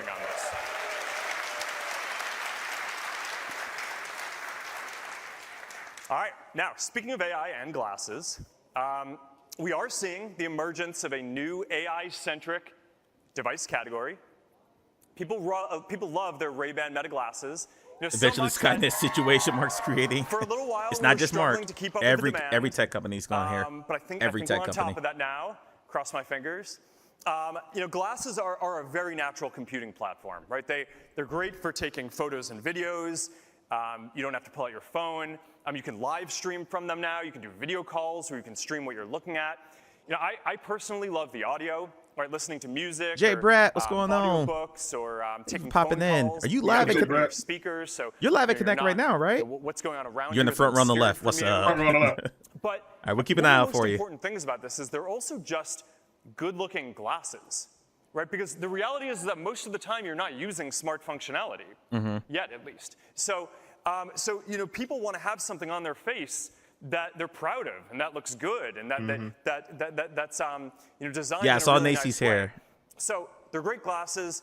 We keep updating the software and building out the ecosystem, and they keep on getting smarter and capable Can't miss of more Nacy. things. So for example, pretty soon you're going to be able to control Spotify and Amazon Music with voice alone. Okay. We are also you can see her left. All right, adding gotcha. new app integrations from Audible and iHeartRadio so that you can easily access more and more content from the glasses. But the most important and awesome part of the whole thing is the AI. All right, so glasses, they're kind of the perfect form factor for AI, right? For letting an AI assistant see what you see, hear what you hear, be able to communicate with you privately, so it can help you out with whatever you're doing throughout the day. And we keep upgrading the AI with these iterative releases, and we've got a particularly big set of releases coming up over the next several months that I'm going to talk about today that I'm really excited Ninja Guy, next year we'll be in the Cool Kids Club. We'll kind of build next year we're going to go. All right, so putting it out there right now. We're making it more natural and conversational. So now, instead of having to say, look and tell me when you want to use the camera or use multimodal Yeah, you probably said AI, the pre-release Russell. You're just going to be able to say, hey, Meta, what kind of smoothie can I make with these? And instead of having to keep saying, hey, Meta, every time you want to talk to it, you're just going to be able to keep the conversation going. So small improvements, making it a lot better and easier to use. All right, next. We are adding the ability for the glasses to help you remember things. We'll do that. We'll do that. Oh, God. I am so bad about remembering where I parked. I am so bad about that. So if you're heading somewhere, I'll buy the glasses for that alone. Where you parked. Now it'll just help you out with that. Your glasses have you covered. And they can also remind you to pick up those avocados when you go to the store so you can make that smoothie. All right, now, they're also going to be able to take actions based on what you're looking at. So text, if you're looking at a phone number, you can remember it, or you can ask it to call the phone number. You can ask it to visit QR codes, or if you're looking at a billboard, it can remember things and can scan it. So I think that's going to be awesome and make it a lot more useful, too. The next one is a kind of really interesting feat of technology. We'll do it. We are also we're adding multimodal video AI. So Meta AI is now going to be able to give you real-time help as you are doing things, like trying to figure out what outfit you want to wear. Interesting. For a party that you're going to. You're right, this year just too busy with work. And Gotcha. That's a bummer. Sense of how useful it's going to be to have glasses and AI that can understand what's going on around you and can give you suggestions and feedback as you go. So, yeah, pretty excited about this. I mean, this is the beginning of, I think, a big thing. There's a lot to build out around this to make it more useful over time, but this is going to be a big platform.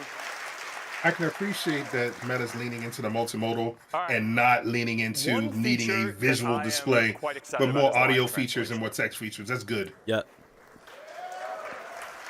Because you're not always looking at what you need at that exact moment. Meta like AI on your wandering eyes a lot. Going to be able to translate for you in real time. So if you're talking to someone who speaks Spanish or French or Italian, you're going to be able to hear it in your ear in English. And if you want, we have the mobile companion app that can translate what you say back to them in their own language.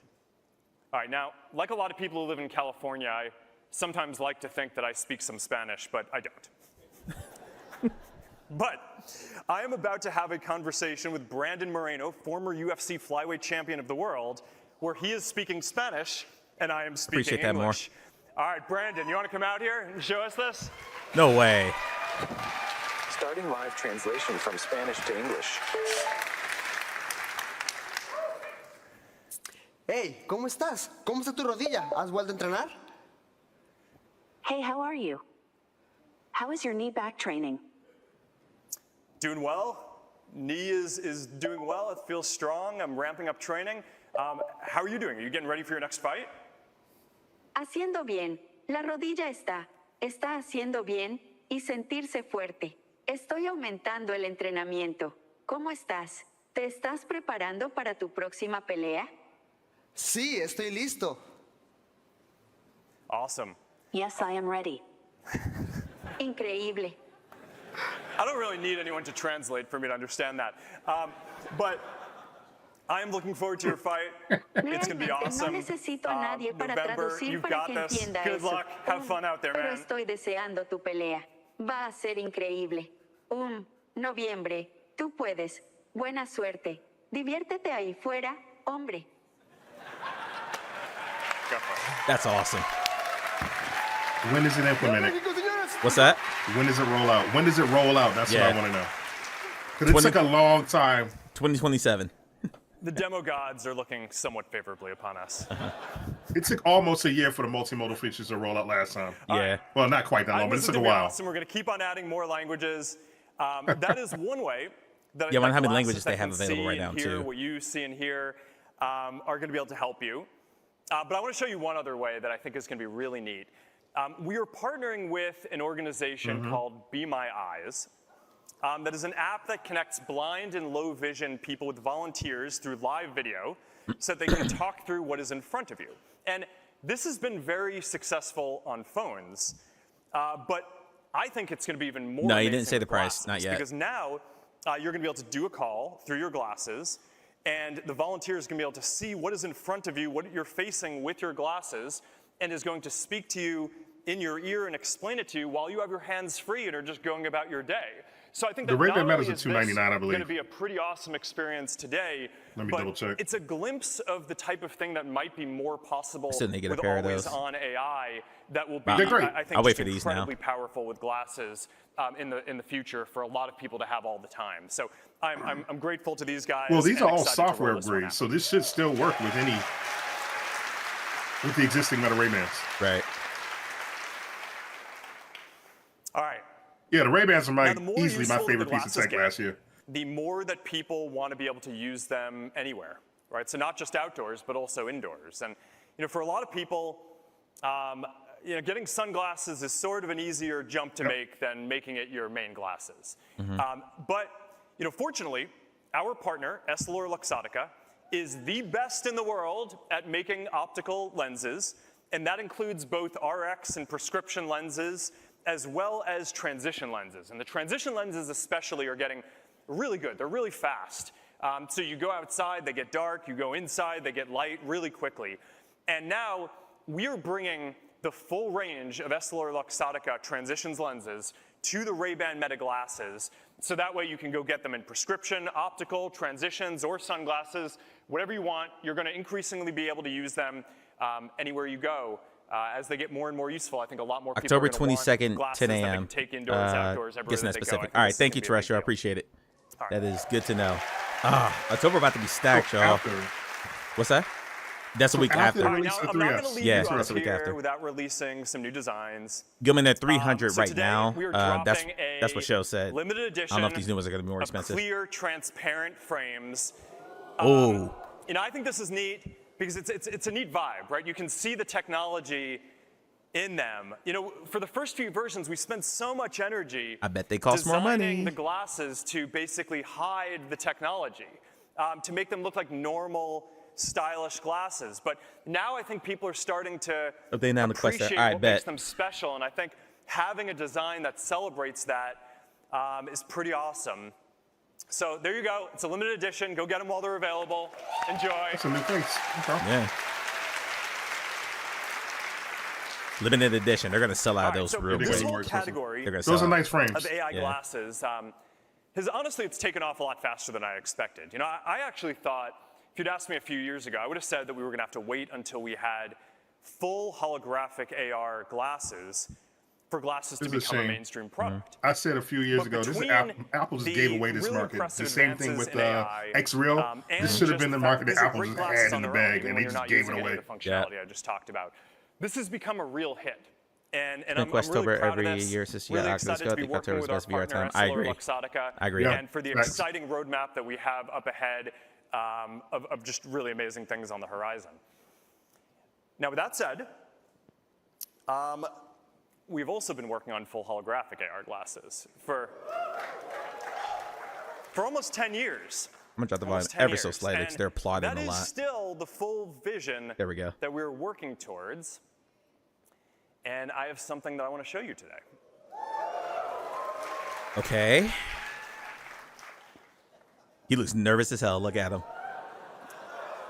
I'm gonna show the AR glasses. In a locked attaché case. Look at it. Thanks for keeping them secure. Just hold that. Okay. That's funny. Watch your head.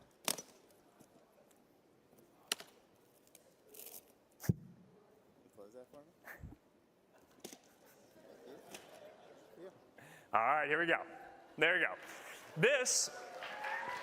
That's funny. This is Orion, our first fully functioning prototype. And if I do say so, the most advanced glasses the world has ever seen. Ooh. There's some thick boys. There's some thick boys. Did you see the snap? Yes. No, of these the best people in the world are shockingly small. To build these glasses.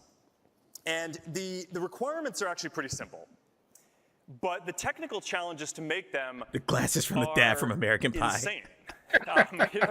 They need to be glasses, not a headset, no wires, less than 100 grams. They need wide field of view, holographic displays, sharp enough to pick up details, bright enough to see in different lighting conditions, large enough to display a cinema screen or multiple monitors for working wherever you go, whether you're I am shocked that they got them into this form factor. On a plane or wherever you are. And you need to be able to see through them. And people need to be able to see through them too and make eye contact with you. Right? This isn't pass-through. This is the physical world with holograms overlaid on it. So if someone messages you, you will see that. And instead of having to pull out your phone, there will just be stock. I'm sure it's starting to come and a few subtle gestures. You can It's just doing this right now. It's just doing this right now. away from the moment. As we're watching this, just doing this. Or if you want to be with someone who is far away, they're going to be able to teleport as a hologram into your living room. Wow. As if they're right there with you. You're going to be able to tap your fingers and bring up a game of cards or chess or holographic ping pong or whatever it is that you want to do together. You can work or play or whatever. Building this display that's not Barbie Carlton. I thought it was Barbie Carlton for a second. Is different from every other screen that you have ever used. And that is because it is not actually a screen. It is a completely new kind of display architecture with these tiny projectors in the arms of the glasses that shoot light into waveguides that have Chris was saying these are waveguides. He said that about 5 minutes ago. Etched into the lenses, so wow. They can diffract light and put holograms at different depths and sizes into the world in front of you. And all of that is directed by custom silicon and sensors that we designed and powered by a battery that fits in the arm of the glasses. It is an absolutely incredible amount of technology to be able to miniaturize and fit into a pair of glasses and a small puck that goes with it to help power the whole thing. I was about to ask if they offloaded it. All right, so how are you going to interact with the glasses? Well, there's a few ways that this is going to work. Resol, at least. Voice and AI. At least. They're going to do hand tracking and eye tracking, so you can select UI elements by looking at them. How many people are canceling their visor pre-orders now? There's one more way that you're going to be able to interact with them that is... This is so far off. This doesn't... Yeah, this won't affect visor. It shouldn't. This is not even close. Neural interface. See, neural. Voice is great, but the thing is sometimes neural you're in interface. public and you don't want to say what about you're trying to do. You've been talking about that thing of your wrist. Yeah. Hand tracking is neat for controlling different interfaces, but you don't want to like walk down the street like this, right? So I think that you need a device that allows you to just send a signal from your brain to the device. Yeah, swiping. So this isn't just the first full screen, full wide field of view holographic AR glasses. This is also the first device that is powered by our wrist-based neural interface. So when people have gotten to try out these glasses, we've shown them to a handful of people at this point. It's like an emotional experience. I mean, like people kind of giddy. They don't want to take 500. them off. I'm there, A lot of people Chris. have said that this is the craziest technology they've ever seen. It was enough. If it's under 1,000, I'll be wanted to shocked. add to this keynote a montage of some of the fun reactions that people have had since it's pretty wild. So you want to cut to that for a second?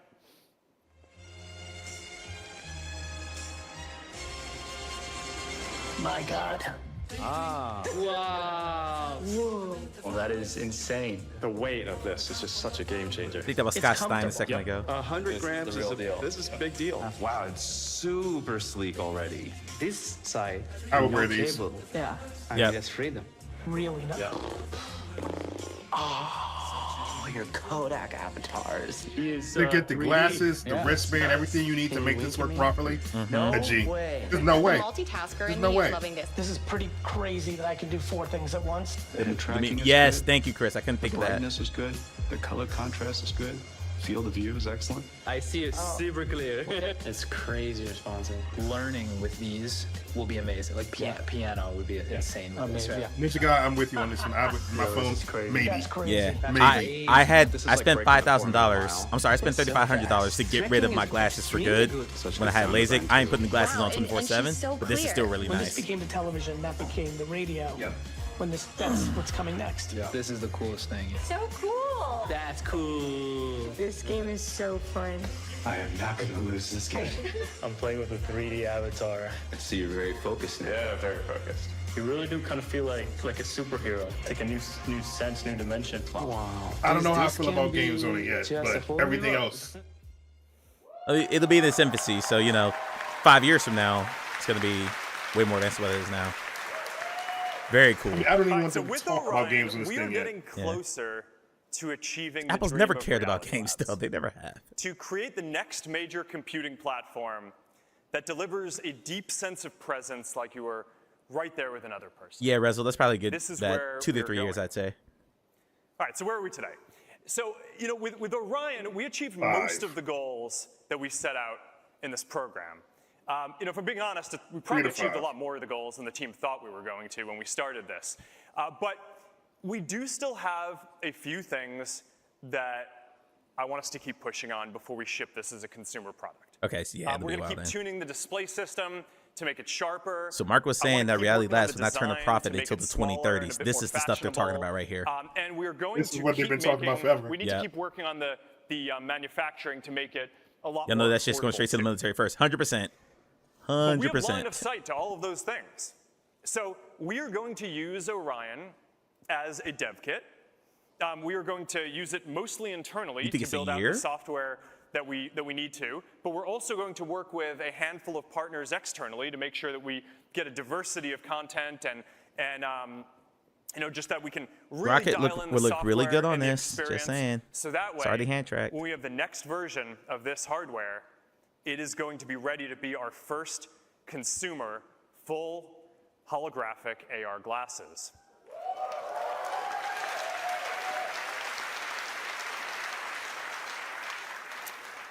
But for now, I think the right way to look at Orion is as a time machine. I could be wrong. These 3 to glasses 5. I exist. could be Yeah. wrong. He just said They dev are kit, so awesome, as a dev kit, I and can see they a are year. glimpse of a future Basically that I knowing think that is you're gonna be pretty buying something exciting. that's experimental. All right. For consumers, yeah, I think we're still a few We years covered out. a lot of ground just now. Yeah, we did. Quest 3S, high quality mixed reality for $299. And 99 cents. Meta AI, the leading AI assistant, now even smarter and with natural voice conversations. I could talk to Aquafina. Llama 3.2, including Yeah, the same best other cousin. open source multimodal Yeah. models and best models for running on device. Ray-Ban Meta AI glasses with lots of awesome AI updates and new style. So you know our boy Jadon is leaving Connect with these, right? And Orion, the most advanced he will. glasses. No shot he walks away without a pair of those. Prototype of full holographic He loves AR. those.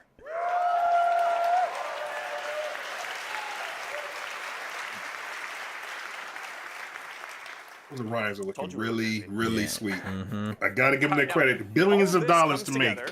Years of development. But this is the result. What I think is going to be the future of human connection and the next generation of computing platforms. In every generation of he technology, covered a lot in there is competition about 40 minutes of ideas for what the future should look like. And at Meta, we are trying to build a future that is more open, more accessible, more natural, and more about human connection. This is the continuation of the values and ideas that we have brought to the apps and technology that we have built over Meta's first 20 years. And I think that if we do this well, then collectively, us at Meta and all of you here today have the ability to shape both the industry and the world in even more positive and bigger ways in the next generation of computing than we have so far. Wow. This is such an exciting time to be building. Yeah. And I just want to close by saying that I'm grateful for all of you who are building with us. Thank you for being on this journey with us. And I hope you enjoy the rest of the day at Connect. Thank you. Are there any more speakers or he it? Because normally his keynote's a lot shorter. We're not going to be here in the 2030s communicating. So I wonder if there's going to bring out Paz and exactly the same as what we have everyone else today. that And someone has to build that. I just wishlit the triangle strategy. Give it to me now. Meta invented a damn time machine. Hi, Nora. Daddy's calling from the future. I'm wearing these amazing AR glasses that you'll probably use when you grow up. Wow, that's a lot to take in. Over the next 10 years, the form factor is just going to keep on getting I'm smaller just thinking and about where smaller, Meta's and eventually we're going to have what looks like normal-looking glasses. Their motivation, getting away as a software app that's locked them back to Apple and doing their own thing and seeing where they are now and looking at Apple is on the back foot in a way. Compared to this is really incredible. Build the next generation of AR experiences. Now let me nerd out for a second. And now they're just flexing because they've been talking about this for 8 years now. The display isn't made of glass. It's made of silicone carbide, which delivers an unprecedented 70-degree field of view. That means Meta. I mean, this really is showing what a long gameplay and unlimited resources can get. Man, I remember when they first started talking about I mean, you can't just put a fan in glass. some of these concepts years ago. Yeah, when they first bought Oculus too, and they were just like, whatever. That's just talk. You have to be absurdly determined to build something like this. But competitiveness runs deep around here. Mark wouldn't even let me beat him at Pong. I mean, especially the Neuralink stuff. That's the thing that I always wonder how they're going to integrate that in. View, So see it here. We're having this conversation. They didn't show the puck, Oni. They didn't show the puck at all. I'm sitting on your couch next to you as a hologram, and we're just there, and we have this full sense of presence. I don't think they gave a price on the Ray-Bans. Forgot to mention, large holographic displays. We'll go to their website right after. Is our canvas. See what's up. Our experiences shouldn't be limited to glowing rectangles. One day soon, we'll once again look up. Connected, empowered, and present.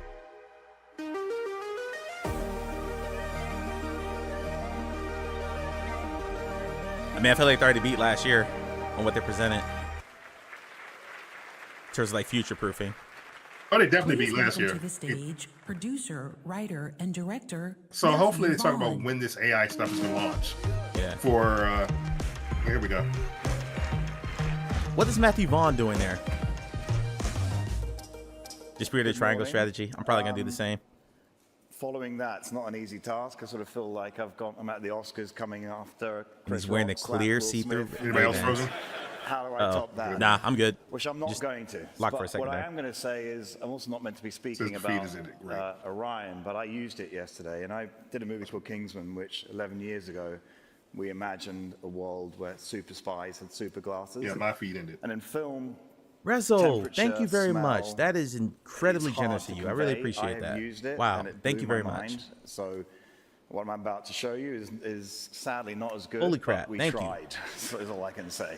So I'm actually here to talk about the Ray-Ban Meta glasses, which I was given a pair and I played around with them, and I, like Mark, thought the music was great. I thought it was amazing, making phone calls, and then I played with the lens, the glasses, and I was like, wow, this is the future. So we spoke, and I said, why don't we try making a movie only using the glasses, which was a challenge, but we pulled it off. We shot it here. Thank you for stopping by. Thank you everybody for being here. I appreciate it.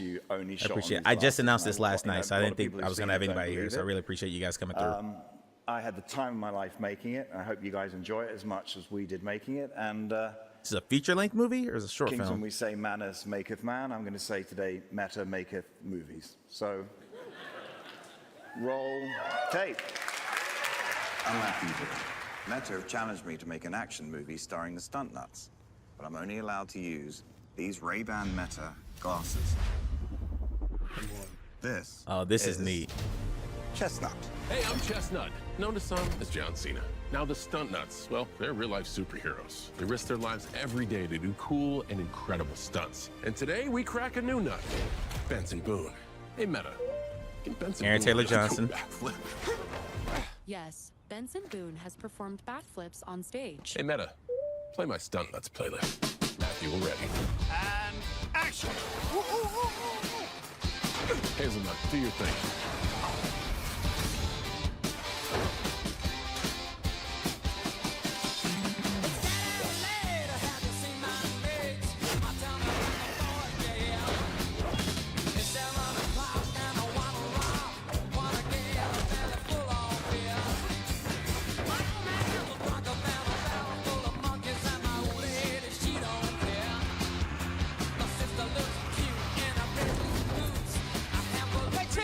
Playback, please.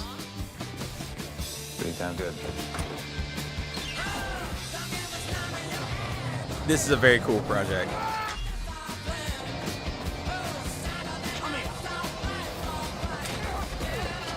You know, he's even a better singer than he is a stuntman. He's a damn good stuntman. Yeah, but listen to this.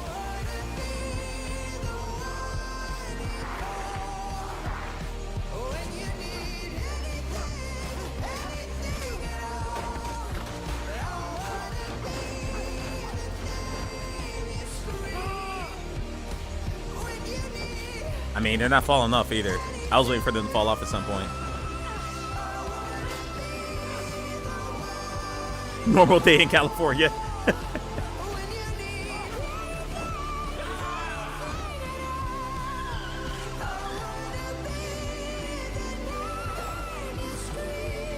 Me again. Jump in. Hey, Meta, look at this vehicle. Would it make a good getaway car? No. Get in the car! Ready? Ready. Come on, out you get. He wants to put that on. Hey!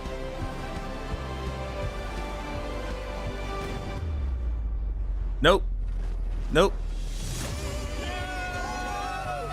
It's like playing a VR game with real life graphics. Like that shooter that they were talking about last year. Congratulations. Allow me to be the first to welcome you to the Stunt Nuts. You are now Go Nuts.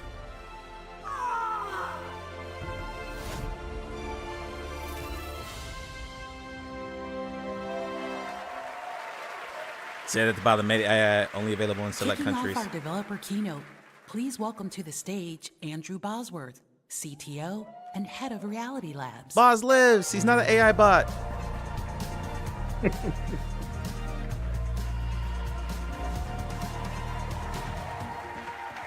All right. Welcome to the developer keynote. This is our 11th year coming together at Connect. And we try to get a photo of all of you every year. It's a stunt this double. Year we'll do it a little differently. Everyone just smile, please. All right, now with that done, I'm starting to kick this thing off. Now this section is dedicated to those of you who have been pioneering this space with us. And in that spirit, I would like to start with an apology. We have not made it easy to develop for our platforms. And I want you to know I won't say that. We know that, and that we're very sorry.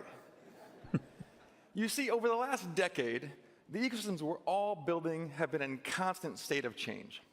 The people in this room right now have been on the front lines of this, so you know better than anyone else. I highly doubt it, We've got a MB. bunch of I AI highly developers doubt with us that. today, and a whole lot of Quest developers. And it might be that the thing that you all have the most in common is that the ground has been constantly shifting under your feet for years now. Change like this can be exciting, right? It's an inevitable part of building new technologies. And it creates a lot of new opportunities, which you've all been wise enough to jump on. But of course, it can also be incredibly messy. And we know it's been a tough ride for developers over the last couple of years. So for the last year, we've really put in a ton of work Chris is that like, we think yeah, is going to make duh. your life a whole lot easier. And we're going to keep sustaining this focus for years to come. Now, so today you're going to hear all about it.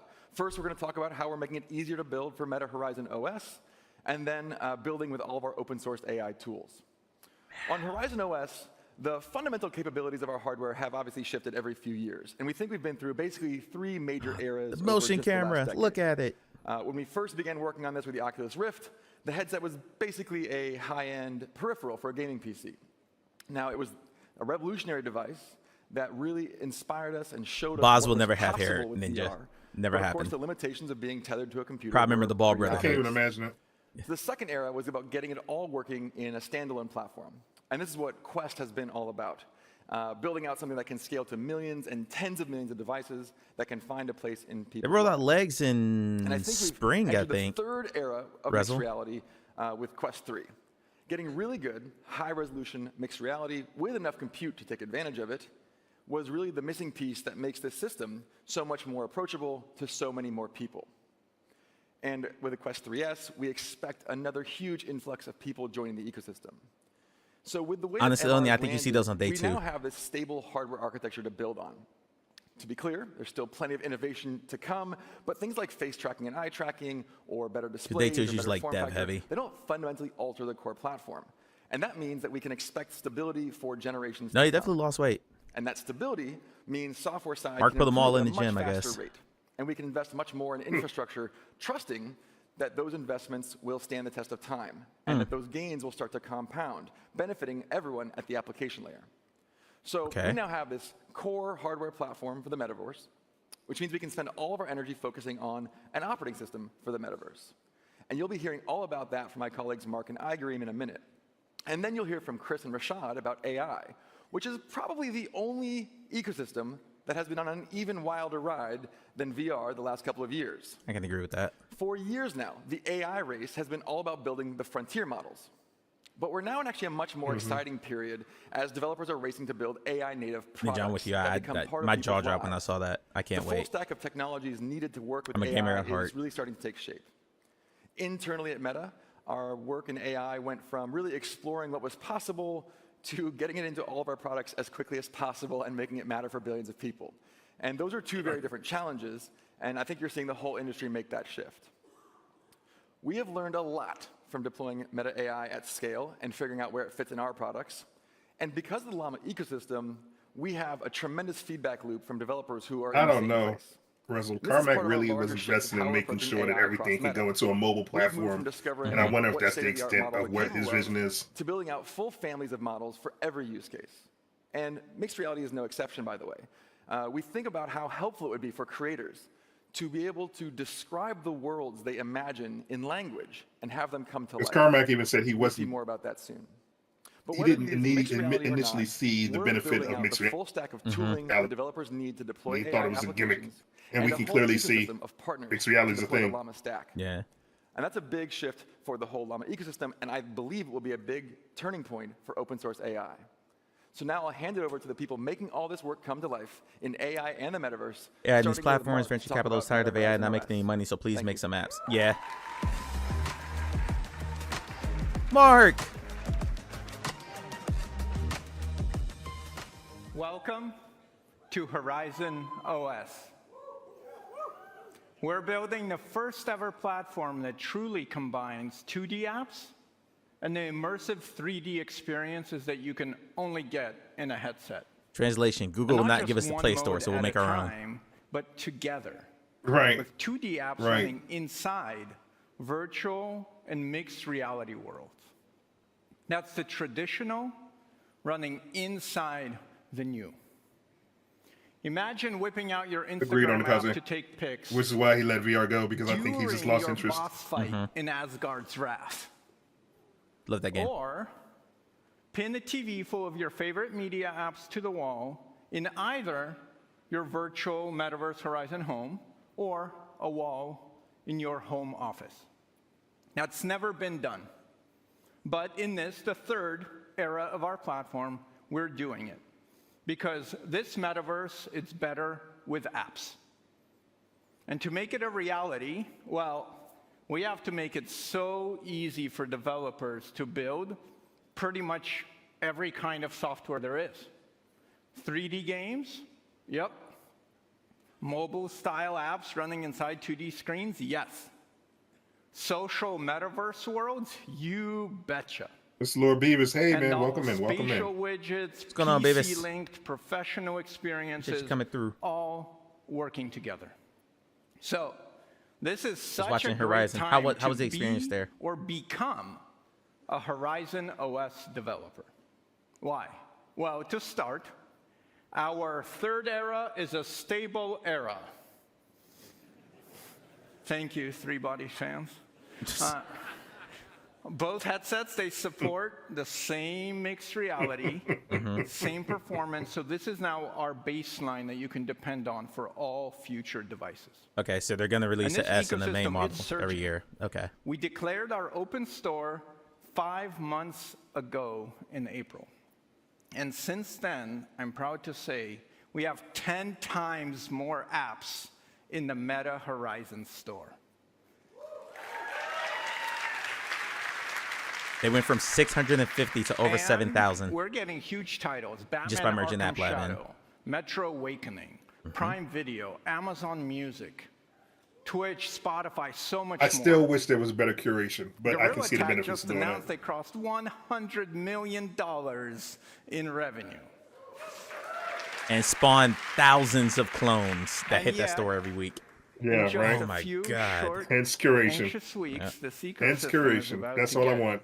even bigger. Please expand on the Much update for Moss, please. I bigger. love that game. All the innovation, performance, mixed reality of Quest 3, 100% compatible at this price that made Quest 2 the biggest hit in the whole industry. Buckle up. And then buckle up even more, because people are flocking to the mixed reality experiences in Quest. We dramatically improved how spatial panels work in Horizon OS.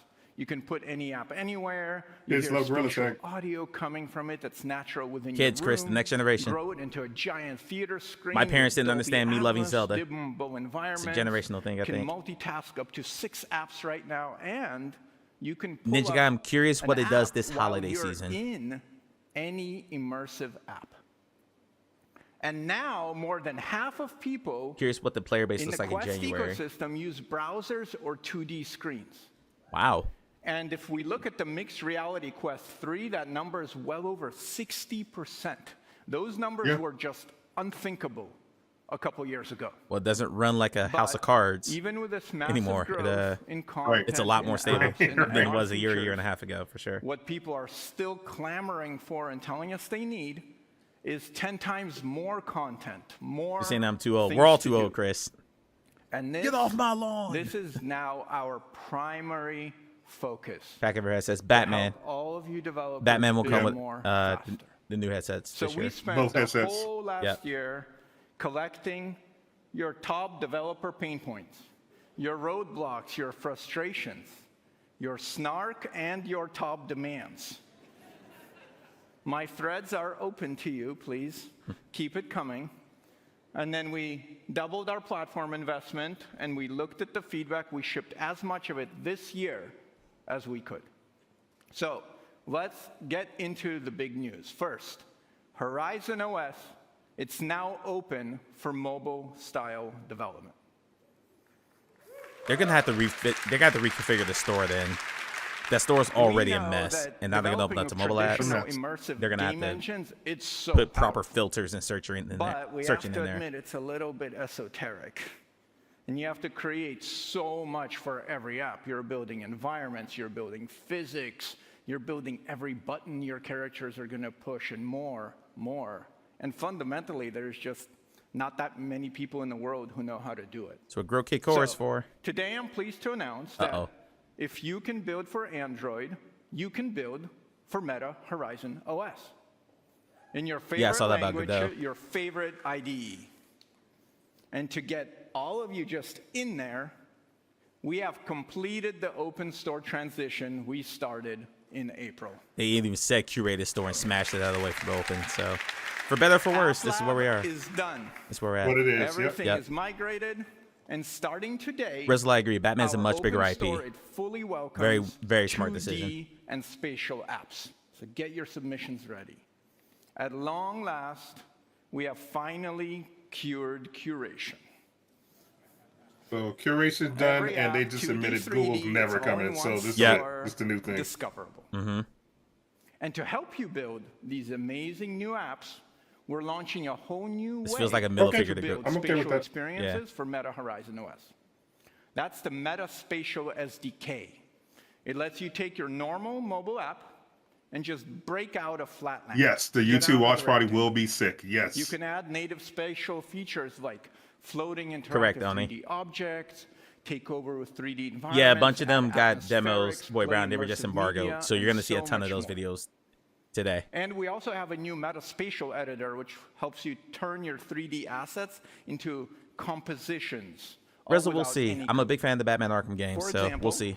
we Asgard's used Wrath 2 is my favorite VR Metaspatial game right now, SDK so and made it so easy see if Arkham Shadows beats to it. add 3D panoramas and 3D spatial videos in our media viewer in the system.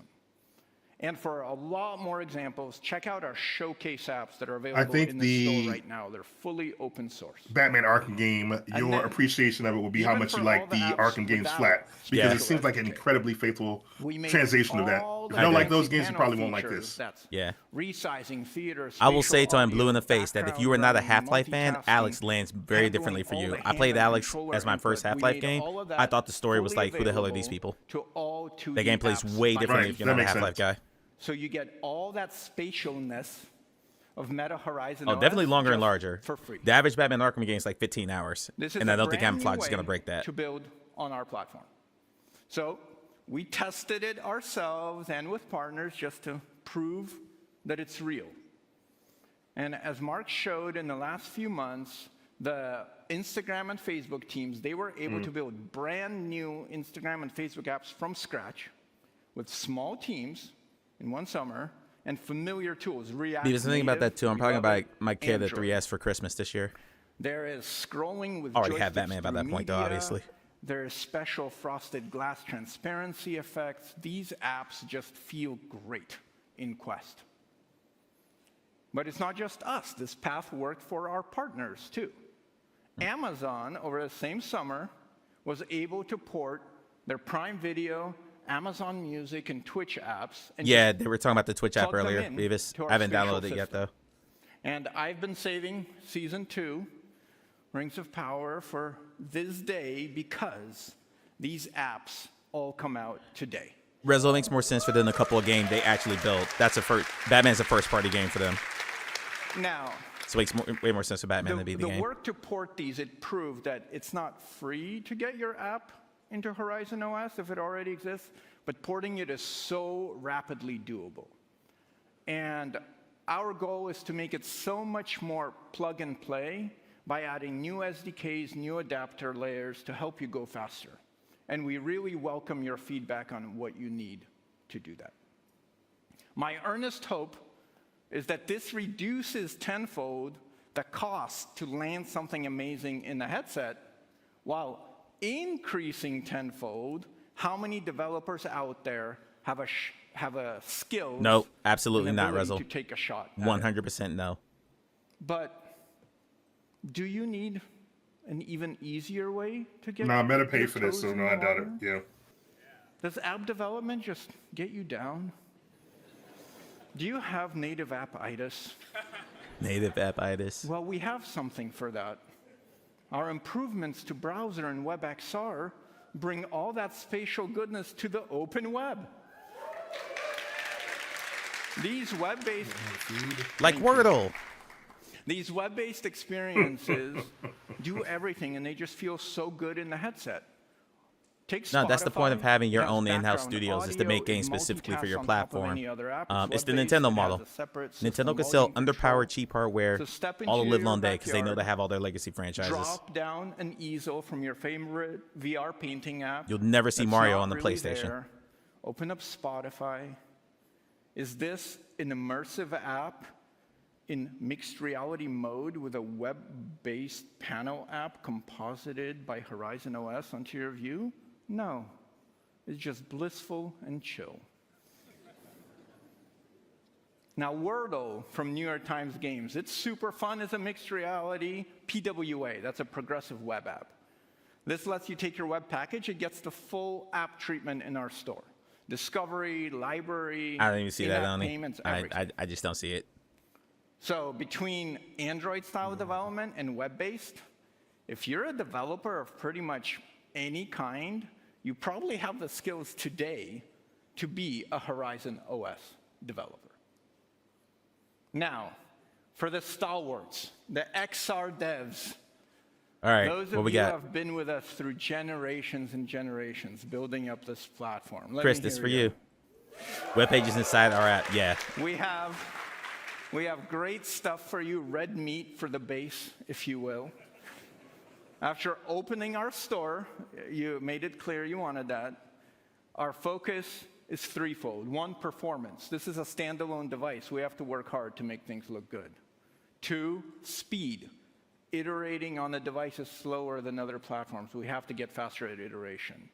And three, access. You want more access to the new age mixed reality magic of the headset. So, on performance, we just landed 10% more GPU for all content via OS optimization. Batman Arkham Shadow uses this. It looks unbelievable. There's also multiple engine-specific wins of up to 10% GPU we landed in both Unity and Unreal to help all of you make those graphics even more stunning. It's so important. On Unity, MetaQuest devices are fully Unity 6 ready. You can use all of that when it comes. And our new caching improvements for you. make building for large projects up to 90% faster. And we're up to 30 building blocks for drag and drop project setup, which is very popular. Rezo, I'm just going to say this. Building blocks fans, I see. Sony and Meta have released the same number of Unreal, first-party we now games support in the last year and a full half. Interaction SDK, One. So you can do hands, gestures, The difference is third-party everything. funding. And Cook on the Fly improvements, we're seeing 2 times faster iteration in our internal benchmarks, and it's coming soon. And by the way, while we're talking build times and iteration, here's the worst part of being an MR developer: spending half your day with your headset half on your head. Yeah, Blue Monkey, someone said that earlier. I'm very much looking forward to that. Poor forehead, your poor hair. Well, fret not. GT7's a With big VR port. I don't really improvements to count that our one. That's a Meta hybrid XR model. Simulator and utility kit. I'm talking about they So built for many VR more game. changes are testable right on your computer. We have full 6DoF controller support connecting to the PC. We have simulated But I'm saying, like, people say rooms Sony for needs to mixed release a bunch of reality, first-party so you can titles. test Meta different hasn't done it scenes. either. We have full They're just Mac funding support third-party in the stuff and doing simulator, things like this. So much more. And finally, the deep MR access you've been looking for. There is Depth API. Wait, hold on. With recent upgrades, you can now do dynamic, believable occlusions with much, much lower latency. Say camera Scene access. size. Say it. You can make experiences up to 2,000 square feet. And no more one-room limit, 15 rooms. When the zombie invasion comes, the hallway Come on, is say no it. longer a safe space. Say camera access. Interaction SDK, we're launching micro gestures, whole new hand input modality, little scrolls, swipes, clicks, all on your hand. If you want to add hands to your game or app, but you need locomotion, this may be the first ever good solution. And we wanted to enable you to take a shot, so we have full open XR support. So if you build this on Horizon OS, you want to take that show on the road to other platforms, you can. Boy Brown, I'm with you, but since we don't know those and they just shut down Ready at Dawn, they did all the layoffs. Finally, Until I see it, until something it's so many announced, developers have been asking I'm just us looking at what's for. actually been We released. have a camera pass-through API coming early next year. They said it. They said the thing. They said the thing. This will enable all kinds of cutting-edge MR experiences. Meta is swinging. Track They are swinging. objects, AI applications, fancy overlays, scene understanding, so much more. This is the next generation of mixed Testing reality, very giving soon. developers full camera Some of access. you have been blowing up Yeah, Bosworth absolutely. and my socials on this almost every week. Camera access. So Boy now Brown, camera you access. better build something great. So, for instance, I'll say it like know this. who you A developer are. will now know if you're near a flight of stairs. Now, Like there to was a tie safety all issue with that this you couldn't new do goodness before. Together, and frankly, to fix the very scattered documentation we've accumulated over 3 long eras. Today, Not we're used to it being so quickly. relaunching a fully redesigned Meta Horizon Dev Center. Biggest wins are fully overhauled search, way improved navigation for Dark all your mode. app management needs, fully consolidated documentation. Can we get dark mode So back, no matter please? how you choose to build or which SDK you use, you will find help right here.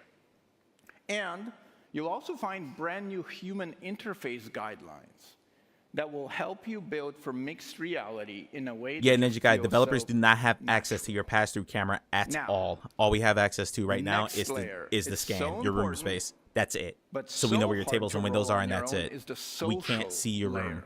in the game. Presence, we identity, build. avatars, multiplayer, world building. Or your balcony, exactly. As Mark said, this is kind of our thing.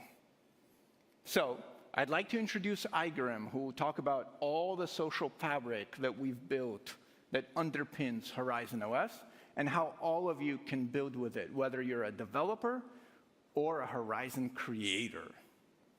Igrim. Okay.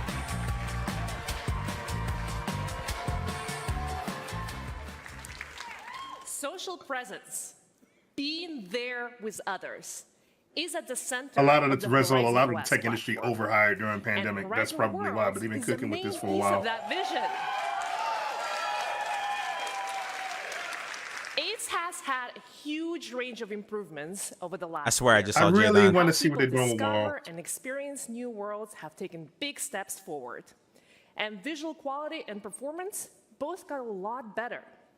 Just look at this example of Giant Paddle Mini Golf from last year on the left versus how it looks like today on the right.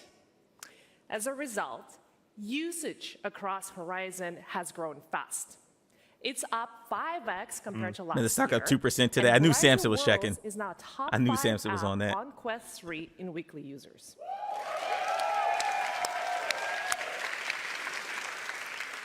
Growth like this Samson, I feel you. I have it makes it a on my great phone queued time up. to be a I've creator. been watching the meta stock all week, Some bro. of the most popular Horizon worlds are the ones Only made asked by what did they do creators, with what? Just repeat what you said a minute ago.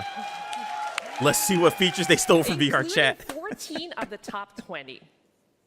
Now that Horizon Worlds works across web, headsets, and mobile, you can reach an even larger audience than ever before. And we believe creators should be able to build a business around successful yeah, worlds never mind. like Chris just this. said, no, Horizon's not So open source. We're expanding the ways they can be monetized. They're talking about building for Horizon in-world OS right now, Amelia. purchases launched on mobile in the US this summer, and we'll be rolling out to more countries where Horizon Worlds is available. We also want to make world Correct, building only for their easier for all headsets, of you, which whether you're just starting you knew that was out, gonna be the case. Or are an expert builder using our power tools. And AI will Basically, they're making a unlock play and the making their own next Google phase Play of this Store. development. For world builders, we're already developing So now you Gen can AI build tools 2D like mobile this. apps and stuff like that, not just VR Here, apps. the creator has asked AI to model a generator, animated to shake, and painted yellow over rusted metal. All of it just by typing what she wants to make in the creator tool. AI tools will help streamline things like layout, texturing, scripting, sound effects creation. Now, these are all useful by themselves, but once they start working together, you unlock faster ways to transform your ideas into a world. You can already find some of these AI tools in production, like sound effects creation, and we'll be rolling out more in early 2025. Okay, so we talked about the Ninja types Guy, I got of a text about it. spaces we can create in Horizon Yeah. Worlds. Yeah. Now All my let's friends talk know I'm in about how RPGs people too. can represent themselves in these spaces. Well, we've been making improvements to our meta avatars over the last few years, but they're still very limited up to today in the number of options they offer for people to truly represent them. And I'm Wow, very I remember. excited to be launching the next generation of meta avatars coming on October 1st. They work across Meta Horizon OS, as well as Facebook, Instagram, Messenger, and soon WhatsApp. Okay. We're introducing They'll talk on Threads? new ways for people to Is Threads adjust still a thing? everything from physical proportions to fine-tuned details like eye size, Threads nose is still a shape, thing. It's body strong. shapes, and so much more, including the movement and the expression. And to do this, Probably couldn't handle your hair. built the entire Yeah, I can't handle mine underlying either. tech You know, stack. all this I This got new up here. framework includes a more detailed avatar skeleton for a richer way to Yes, control Chris. how avatars move and New work for express. you. And an expanded set of options to design and fit clothing powered by GenAI. This gives you more control over how avatars move and interact in your environment. And later in 2025, users will be able to generate a completely new avatar by using our AI-powered editor. By just I'm pretty sure describing Ninja got. Yeah, Beavis said, yeah, I'm what pretty they sure want. Square has not made a VR game before. And we know you will want to also control the No, they haven't. capabilities and the types of avatars that show up in your worlds. So this is trying to remember going if to they be a published great one. way for avatars to But be nothing's able jumping to to mind. adjust to the environment just as the user is jumping into your world. I can't think of any. None. Yeah. We're also introducing Rezo, that's gonna new be great forms too of for all the games that use it. fantastical like Drop Dead the avatars Cabin. to help That game looks so supercharge hokey with the meta everyone's avatars right now. Horizon This will be experience. so much better. You've already seen some examples of these, like fantastical characters like Monsters Kaiju and Kaiju City Showdown. But we're investing in tooling that will enable you to build special characters unique to your worlds. And there will be options for special custom avatars. One I'm personally super excited about is Captain America, Potato, how you doing? that we will be launching ahead of the movie release in February 2025. You'll Interesting. be able to earn it with completing a quest in Horizon. And I'm just as excited about The Final Doja Fantasy 15 Cat's fishing VR game for iconic PSVR 1. Paris Thank you for Fashion Week correcting that. I did not know look that. that users will be able to unlock by attending her concert in Music Valley. Making these types of fantastical avatars unlockable for users will be another way for you to make your worlds more exciting and engaging for people. And not only will there be countless ways for people to represent themselves, there will also be more virtual characters to interact with powered by AI. These have already started appearing across Horizon. In Super Rumble, Fortnite-ification. you can Absolutely. now play with non-player character or NPCs in Bot Bash. And in 2025, I just wish there was a way we'll begin rolling to out pick our which NPC rooms you want to creator go to platform and for lock both them on your home scripted screen, and so you don't have to be AI-driven force-fed the NPCs. screens they want They you to can see. engage in That's currently the problem. conversations, To help curate people it, like out, just give me my and favorites. even Click here, complete click here, click here, games. go. Everything's like We explore, want discover. you Yeah. to be able to build I what get that. makes the most sense. Like I wouldn't even know where to for start when I your hopped in world. Horizon now. I might do it Here's a tonight. look at an experience that we're I don't think I'm gonna working record. on I'll with just do Baba it. Bay Fishing, It's overwhelming. where I'm Yeah. walking in and It's talking to overwhelming. VR chat's the you same can't way, just and so's look- Rec Room. not Yeah. know Easy way what to I'm just go to about where you to want to tell go. Yeah. Hey Finn, I'm Igrim, and this is my friend Greg. Hey, Igrim and Greg. Nice to meet you. What brings you two to Bobble Bay today? We're here to catch some fish. Yeah, where should we start? Let's see. If we want to reel Also, in no, something it real felt like special, every speaker had a I'd list, suggest but I think going it's It just the do look microphones great, they're though. using. goldfish. It scales are solid gold. Skip Resonite. Yes, I skipped Resonite. I'm sorry, Amelia. I know you love Sounds Resonite. so cool. Thanks, Finn. See ya.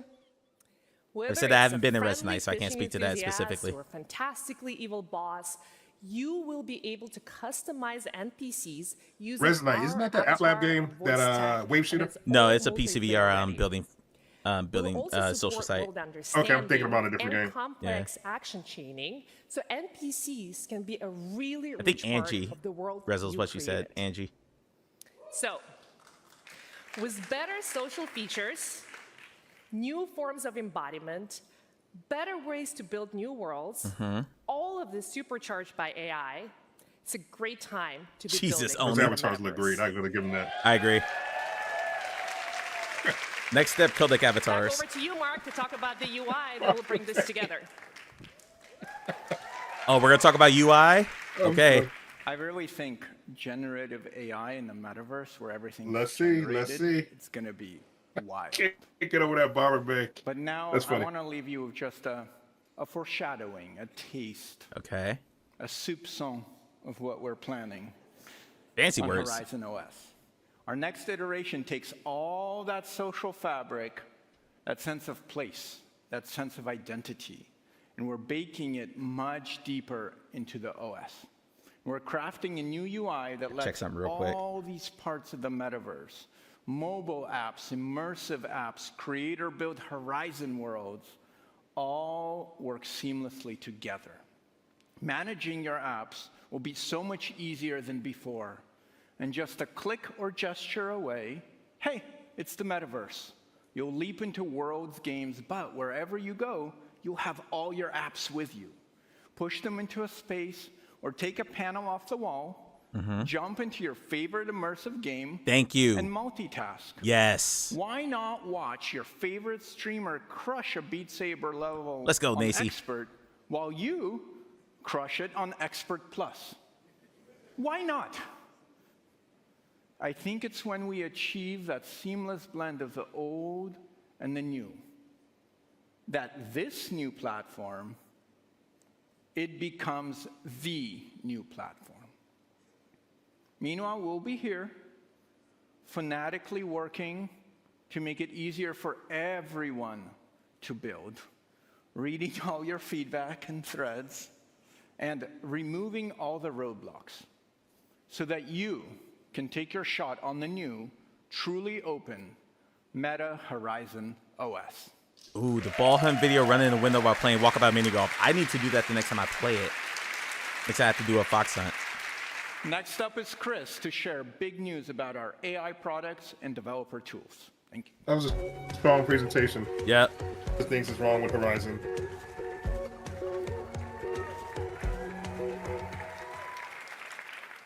All right, I'm very I'm gonna excited watch a video. to talk Someone to you watching the today video. about Someone Llama watching the video. Someone playing 3.2. Beat Saber while playing Beat Saber. This is our most developer-focused release yet.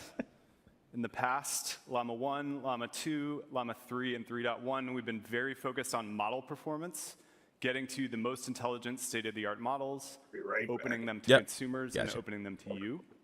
But for this release, we've been burning down the list of what we've heard from all of you need to make your tools better and to take the Turn industry Shill's to the next camera level. off while he's away. Before we do that, I want to talk for a minute about why open source matters so much to us, going back to the beginning. So I started at the company back in 2005. I was our 13th engineer. And Boz, who's sitting right next to me here in this photo, started just a few months afterwards. So at this point, we were 20 engineers supporting 5 million very active college students. And this was in the doldrums of the internet. So the web had boomed and busted, so there was not very much web infrastructure to build on top of. If you were Google or Microsoft or Amazon, you had good infrastructure, but for the rest of us, we were focused on open source. We'd raised about $14 million, so we didn't want to spend money on an expensive deployment of Oracle or .NET, so the LAMP stack was our bread and butter. Now, I have a lot of fond memories of the early days, but mostly I remember firefighting. It was usually on Monday afternoons, because that was peak load time for the week. It's when the East Coast finished classes and started checking Facebook to see what had happened over the weekend. So Monday afternoon, something would always break. Sometimes it was code we'd written the week before. Sometimes it was a piece of the open source stack that we were exposing to new scale for the first time. Our worst outage in 2006 was several hours, and it was awful. Amelia, I don't went think you hard ever see down. that. And to make matters worse, our internal tools were not working. I'm just gonna be honest. I don't think you ever see that. So we couldn't even check our code base. We couldn't check email. We were totally busted. So we sent engineers to the data center to plug laptops into servers to see if we could diagnose the problem, only to realize that the problem was on the inside of the office. So we're all walking around, like retracing our steps, trying to figure out what had happened. What did you do that took the site down in the last hour? And somebody finds an Oh, that Ethernet reminds me. cord somebody had found it and plugged it into the wall, not realizing that it had created a circuit from the wall into itself. Hang on, I gotta look my email. Which, because of the fragility of our systems in 2006, so I have a surprise for anyone who is here right now. Down for 3 hours. Let me find it. You might see it pop up on the screen real quick. I'm gonna apologize for that. Never mind. Team. It's in the right spot. Perfect. And also that we would need some good network configuration software to make sure this didn't happen again. But more broadly, we needed to make sure we had A+ infra. And we were going to build on open source. So we were either going to take and harden and scale what was out there, or we were going to build it ourselves, and then we were going to give it away. So this started with Thrift, which is an RPC framework, which is still widely used today. Cassandra, which was our version of Google's Bigtable, but open source.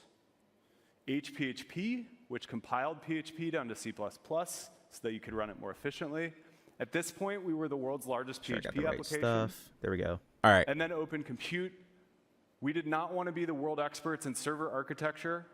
At this point, there were a bunch of startups around. We wanted to enlist the help and support of thousands of other startups and enterprises that were solving similar I was given problems. some keys to Escaping Wonderland and Down the Rabbit Hole. I can't release Escaping Wonderland until tomorrow. These are quest keys, by the way. But this is a key for Down the Rabbit Hole. It is first come, first serve. To scaling web infra. So whoever gets it, gets it. Create a bunch of tools for developing on mobile. And during tomorrow's presentation after 1 o'clock, I'll drop a key for Escaping Wonderland. So if you're here for that stream, you can grab it for free. Etc. In 2013, FAIR was founded. In fact, I'm pretty sure. How many do I have? 1, 2. I have 3, so I'll probably do 2 tomorrow. And I'll say 1 for Twitch. We were going to open source and publish our papers to the research So again, that's Down the Rabbit Hole. Escaping and Wonderland will be 3, tomorrow for day 2 of our MetaConnect. tools like PyTorch, which became industry standard for AI If you grab the key, let me know, just so I know who got it. FAISS, which was a precursor to how most RAG is done today. Important computer vision tools like Dino and SAM. And this brings us up to the Llama LLM era that we are in now. Okay. Sorry I talked over him so much. The continuity of open source for us is now clear. I want to zoom in for a second on SAM 2. We just launched this last month. SAM 2 is the this stream has world's died best 3 times for me so far. Yeah, it's struggling a bit for me right now. Model. So this makes it really easy to identify and detect objects in images and video. Yeah, Ninja Guy planned on about 5 hours to beat the whole game. But we've heard from especially scientists who are using it in profoundly interesting ways. Like yeah, your review really sold me on the game. I'm going to pick it up tomorrow. Weather event it's good stuff. Folks are starting to use SAM so if you enjoy Witchblood and you enjoy like that perspective of a game, huge amounts of satellite, no action and everything, but yeah, wonderful story. Really liked it. Understand bad things in weather before they happen. You know, while we're waiting, a game that I tried recently that has come a long way. I was surprised how much I liked. Is a Colossal Cave. I don't know if you tried that, but it's actually pretty good. I did not like that game at release, but I know it's been patched like 10 times since. So probably dive back into it. It was terrible at release. Yeah. Terrible at release, but it is significantly better. They fixed a lot of the control issues. Not sure what you didn't like about it, but I don't know if they addressed what you didn't like. But yeah, but I didn't like what the control issues. Cellular interactions towards their North Star, which is an atlas. No, I have Freeland Rezo. I haven't jumped into it yet. Not just in the human body. I downloaded too. I tried for a second, and it was taking too long to load things, so I didn't. Are one of the many reasons we're motivated to pursue open source, and why the teams who work here on making these models great are motivated to keep going. Oh, Ninja Guy, that sucks. All right, let's talk about Llama. Yeah, that sucks. Mark made the intellectual argument for why we believe open source is good. Okay, is the stream down? It's good for developers. Everything's up now. I'm good now. It just like hit for a second there. You control the environment. You control the data. You can customize okay, so I'm looking at the make YouTube channel and I'm seeing a black screen for you. In the way that you need it to. Let me see. Let me reset. Maybe my internet's down. Let's see. It's not going to change. Hey, Beavis, thank you as we update the model. Beavis, thank you for the link to no hidden surprises. For the Power Beast key. Appreciate that. It's good for us. We know from lots of experience that having tens or hundreds of thousands of people contributing to YouTube saying my stream is fine. I just clicked for a second there. At every level of the stack makes our models better and makes our products better. By the way, if you have not liked this stream, please drop a like for it right now. I would greatly appreciate that. We want to live in a world where some of the most important pieces of infrastructure like AI can be scrutinized and hardened by cybersecurity experts, by civil society so that AI can be distributed more evenly and more safely. So we've had very, very, very high hopes for Llama since it was born. And we continue to have our expectations surpassed. There's been over 400 million downloads in not that long. We've done integrations with just about every major cloud provider so that you Quest? can do inference wherever it is that you need to. They've told us that between May and July, tokens served doubled and has continued to skyrocket ever since. So it's working. And even more interesting and profound in some ways than this is cost going down. The folks at Andreessen Horowitz shared that for an absolutely massive industry, taking the fundamental cost structure, the fundamental unit of expense, so on your PC, go serving there. a token is inference, down by 2 orders of magnitude in just 2 years. I'm gonna mute is this for insane. 2 seconds just to answer on these questions. In your app, go to your profile, go to setting, or go to the menu. Go to under your menu, scroll down the bit and it says redeem store code. It's a little ways down. Okay, I'm muting. Big guys are using it. Zoom is using it for their note-taking assistant. Spotify is using it for annotating. It says redeem chapters store and long code. It's in the third podcasts. set of Quite menus. It's useful. about 3/4 of the way down. Shopify is using it for their merchant assistant. The breadth of use cases is also really cool. The Mayo Clinic has used Llama to help with radiology. This helps doctors diagnosing and prognosis for complex cases, scour vast amounts of data to make the right decision at the right time. Fundamate is a really good example. How's the of graph applying this incorrect, Chris? I just saw your regionally comment. Specific ways. So this is a homework and exam prep tool for big African markets: Nigeria, South Africa, Kenya, as well as Pakistan. And then you're seeing Replit AI is one of many types of tool that's helping new to coding, new programmers quickly Someone got build that rabbit hole interactive on me. web Okay. apps. Yeah, I figured someone grabbed it quick. The hacker community Escaping has Wonderland, been 2 keys tomorrow. creative here. This guy wanted to make the Llama I gotta say one for 405 Twitch. work 1 key tomorrow. on an airplane. 1 key here and 1 key in my Twitch stream tomorrow night. So he jerry-rigged 2 MacBook Pros together. What's the actual price? $19.99? Not easy to do. For Escaping Wonderland? Creative Yeah, 20 and bucks. apparently quite useful. Yeah. 20 bucks. Okay, yeah. that's fair. And in a true feat of cultural relevance, we discovered that you can get Llama That's on a GPT SanDisk 3.5. GPT 4.0 at a is computer 9%. supply 4.0 is store. 9% cheaper. Gotcha, okay. We did it. Yeah, Rezo, I agree. He's going a little too deep inside baseball. So This is here's for what we're people who hearing. actually understand what AI is. Get latency down to as close to 0 as possible. Make it super, super inexpensive, not just for currency, but also for memory and compute. And make it so that I can run this thing on anything. This is more of what you see stuff on And day so the 2 first thing we're announcing is lightweight in Llama terms of like models. content These are Llama for models day 2 at of the 1 MetaConnect. billion I'm surprised they're and doing it 3 on day billion 1. parameter scale. We've tuned these to be good at the things we've heard you need them to be great at: prompt rewriting, summarization, instruction following, tool use. And they're doing really well. If you look at models similar to these sizes out in the world, these are absolutely among the best at the 3 billion, and you can also see the 1 billion is punching above its weight. This means the device landscape gets a lot more open.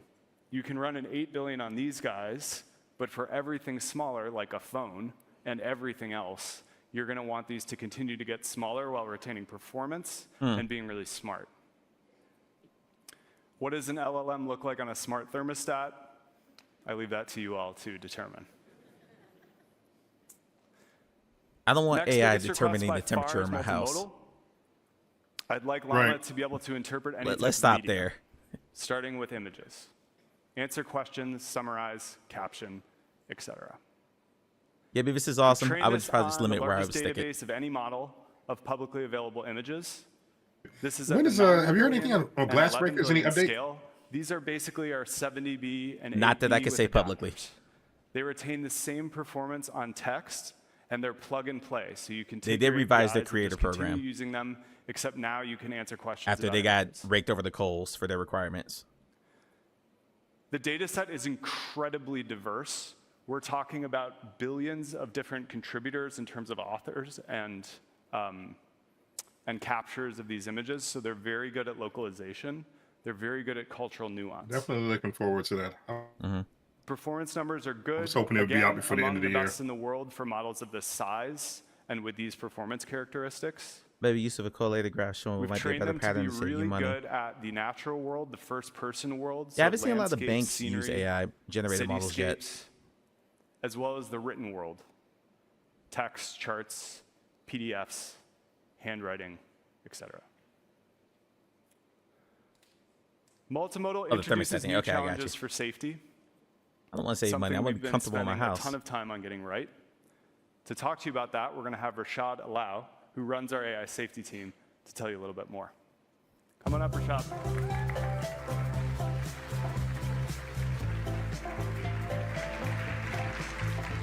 Rasul, you make a scary future. I just cannot imagine AI ordering my Being able to groceries deploy Llama and safely determining my is a top thermostat. priority we hear from the developer community. Historically, we've supported These models are not this ready by for true public building consumption, models not until the with voice and safety true in multimodal mind stuff comes from out. the beginning. So you're thinking like next year, Chris? Late So, next year? Models like the ones we're launching today have already cleared our own standards for responsible release. I figured this stuff would be day 2 because they're getting really deep into the weeds right As now. the way people use open source models evolves, Yeah. the safety approach is evolving with it. I am loving how diverse the moved chat is on the to actual give meta developer chat. developers It is more it's control truly international. over Yeah. how they deploy these models responsibly. So while we're still doing a huge amount of work to build a safe model, Beavis? there's a similar Sir? focus on making sure that developers have the tools you need to build your own safety architectures. Obviously, this cannot be a When AI chips are coming to one-size-fits-all. run these faster and light cheaper. Gotcha. There's a Okay. huge range of local laws and regulations. Every industry has unique use cases and unique challenges. Let's take an example. If you're building a customer service chatbot, you probably don't want it to give out medical advice if anybody asks. But on the other hand, imagine you're fine-tuning a model to summarize medical research papers. It will need to be able to generate output that contains a lot of medical content. I just got the email from Polyarch So, about Moss. to cope with all this, we've built a set of highly configurable tools that you can deploy in a way that makes sense for your own specific context. I'm going to talk about 3 of them today. Yeah, the segue to the developer saying you very I wonder what day 2 is if this is day 1. Unless it's just breakout Let's start sessions, with you can pick LlamaGuard. which one you want to look at.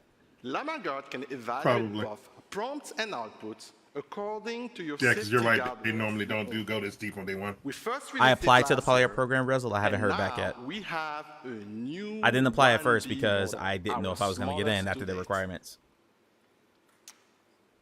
It is specifically designed to I should detect get in. prompt I've been and like the biggest response champion of pair Moss and violations Glassbreakers, but across who more than knows? a dozen hazard Who categories. knows?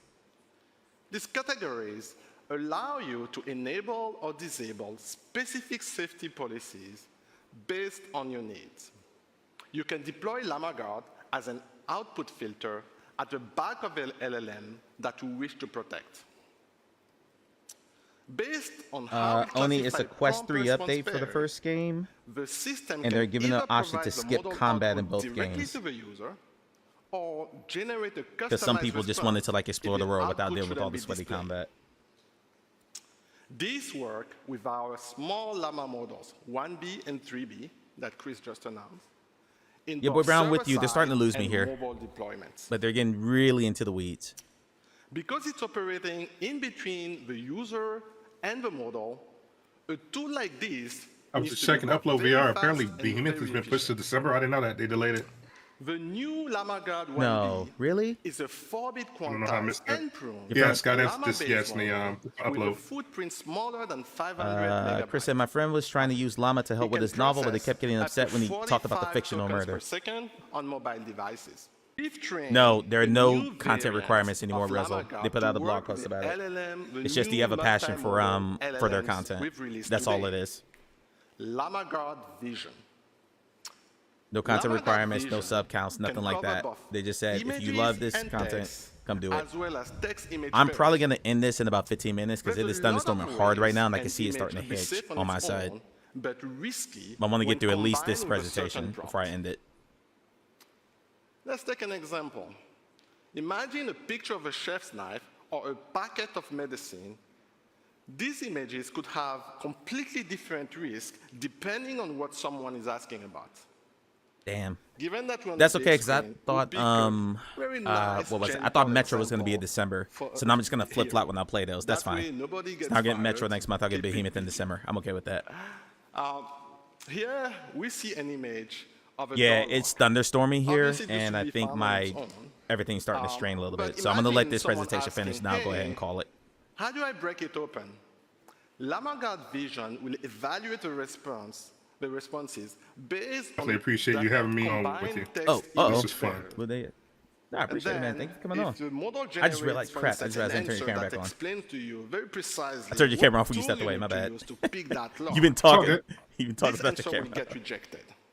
However, an answer that declined very politely to help will be considered safe.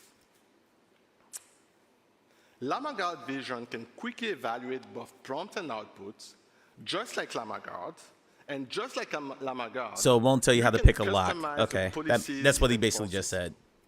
It's an 11B model that can run on traditional. Okay, yeah, it's server supposed to class touch down GPUs. tomorrow, so I'm a little worried about tomorrow's stream Finally, let me introduce you because we're gonna get PromGuard. all that rain and everything. All right, Rezo, PromGuard appreciate it. Protect your system against malicious. But I will be prompts. on tomorrow. This can Yeah, I take will be many knock on forms. wood live tomorrow for day 2 of I'll MetaConnect, give and a we'll see how couple long of we keep it on for.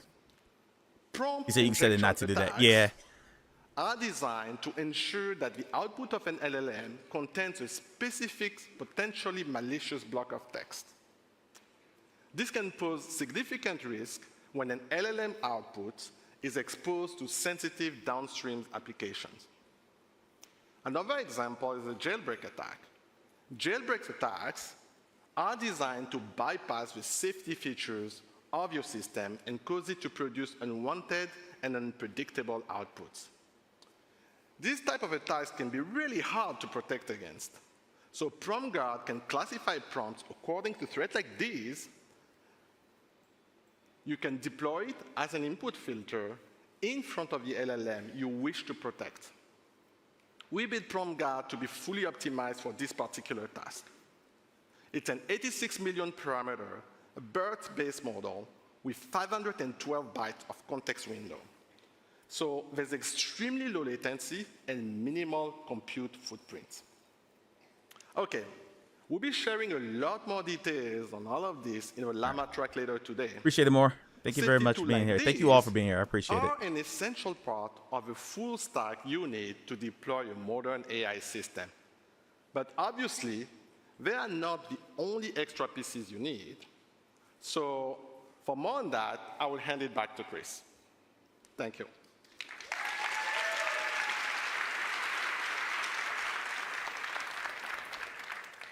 All right. All right, thanks, Rashad. Last on the list, but definitely not least, is please make this thing simple to use. Okay, I'll let it get through Bewald this is just so an we can old say we friend of finished the mine. whole He's also presentation. the founder and CEO of Weights and Biases. So they're one of the startups that's helping bring folks from testing to deployment of AI systems. The way he put it to me is you guys are just like throwing these models over the wall. And everybody's doing the same work. Everybody's doing batch inference, synthetic data. Everybody's distilling the models. Oh, Everybody's what was that doing evals. Please just make it really No, I'm simple just reading to it. get started. And also make Guys' this simple comments. That was just really nice of him to say. Yeah. I was so glad I to was help able to hang that, out with you we're guys. It was really introducing fun. the Llama Stack. The Llama Stack is a set of reference APIs for every component piece of a modern LLM system that's deployed. It's also a bunch of libraries with PyTorch and other development environments to help you get started right away. So everything in the shaded area here will come with a set of simple, stable APIs.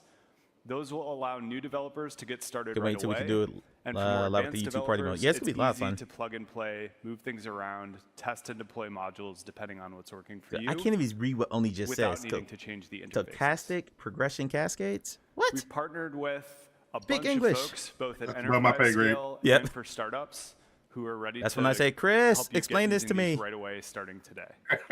Chris is our in-house AI expert, so whenever I So don't there you understand have something it. about It's AI, I just Llama pull Chris on a Lightweight. call, and he It's Llama gives me the dummy Multimodal, explanation for and it. it's the Llama Stack. These, we hope, are going to help make your life a lot easier. What do you want to know? build We'll and talk develop after. AI We'll talk tools probably tomorrow. Let me and to digest take the this. industry to the next level. I started studying AI in 2001, which was the Stone Ages of AI. Explain this is like we are before 5-year-olds, the NVIDIA exactly. era. So there was a lot more arcane math involved in AI. And this was right around when we had Stanley in the Stanford AI Lab, 2004, 2005. We had built a car that could drive itself across the Nevada desert. And we'd host these AI mixers back then for anybody at the university or nearby who was interested to learn more or who was excited about AI. And like 20 people would show up. And VR and AR and MR were just a pipe dream back then. And part of what's so interesting about right now is how many of the smartest people in the world, whether developers, whether data scientists, whether entrepreneurs across a huge range of industries, are focused on these tools, taking them seriously, and building amazing things. It's a really good time to be a technologist. Thank you all for spending the morning with us. Chris, we'll do it. Thank you for building alongside us. I said just got back into We content have a this bunch week, of so tracks yeah, and definitely workshops sometime this for you week. over the next 2 days. We'll see sit down you and go out there. through it. Thank you.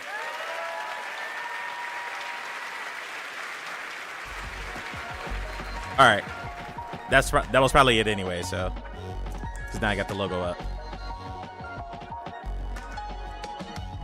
Yeah, I think you can call it. All right. Let me mute this. Then we got all the stuff on the screen. Go back to the 2-shot just so we can say goodbye. Show, thank you for being here. I know this was kind of last second of us putting this Thanks for having together. me, man. Appreciate it, man. This has been fun. Thank you for having me. Katrina Razavi, I'll just switch back over here. It's basically saying, I guess she's saying goodbye. I'm not sure. But yeah, I need to end it here because it is thunderstorming outside and I can see my bandwidth just going to crap. So I appreciate y'all. Thank you all for being here. I'll be back tomorrow. I'll give away a key for Escaping Wonderland during whatever presentations happen tomorrow. As far as I know, it's the same time. If that changes, make sure you have notifications turned on for tomorrow's stream so you know if anything changes time-wise. But I appreciate y'all. Everybody take care. I'll see you tomorrow. Peace. Stay safe, Mike. Take it easy, man.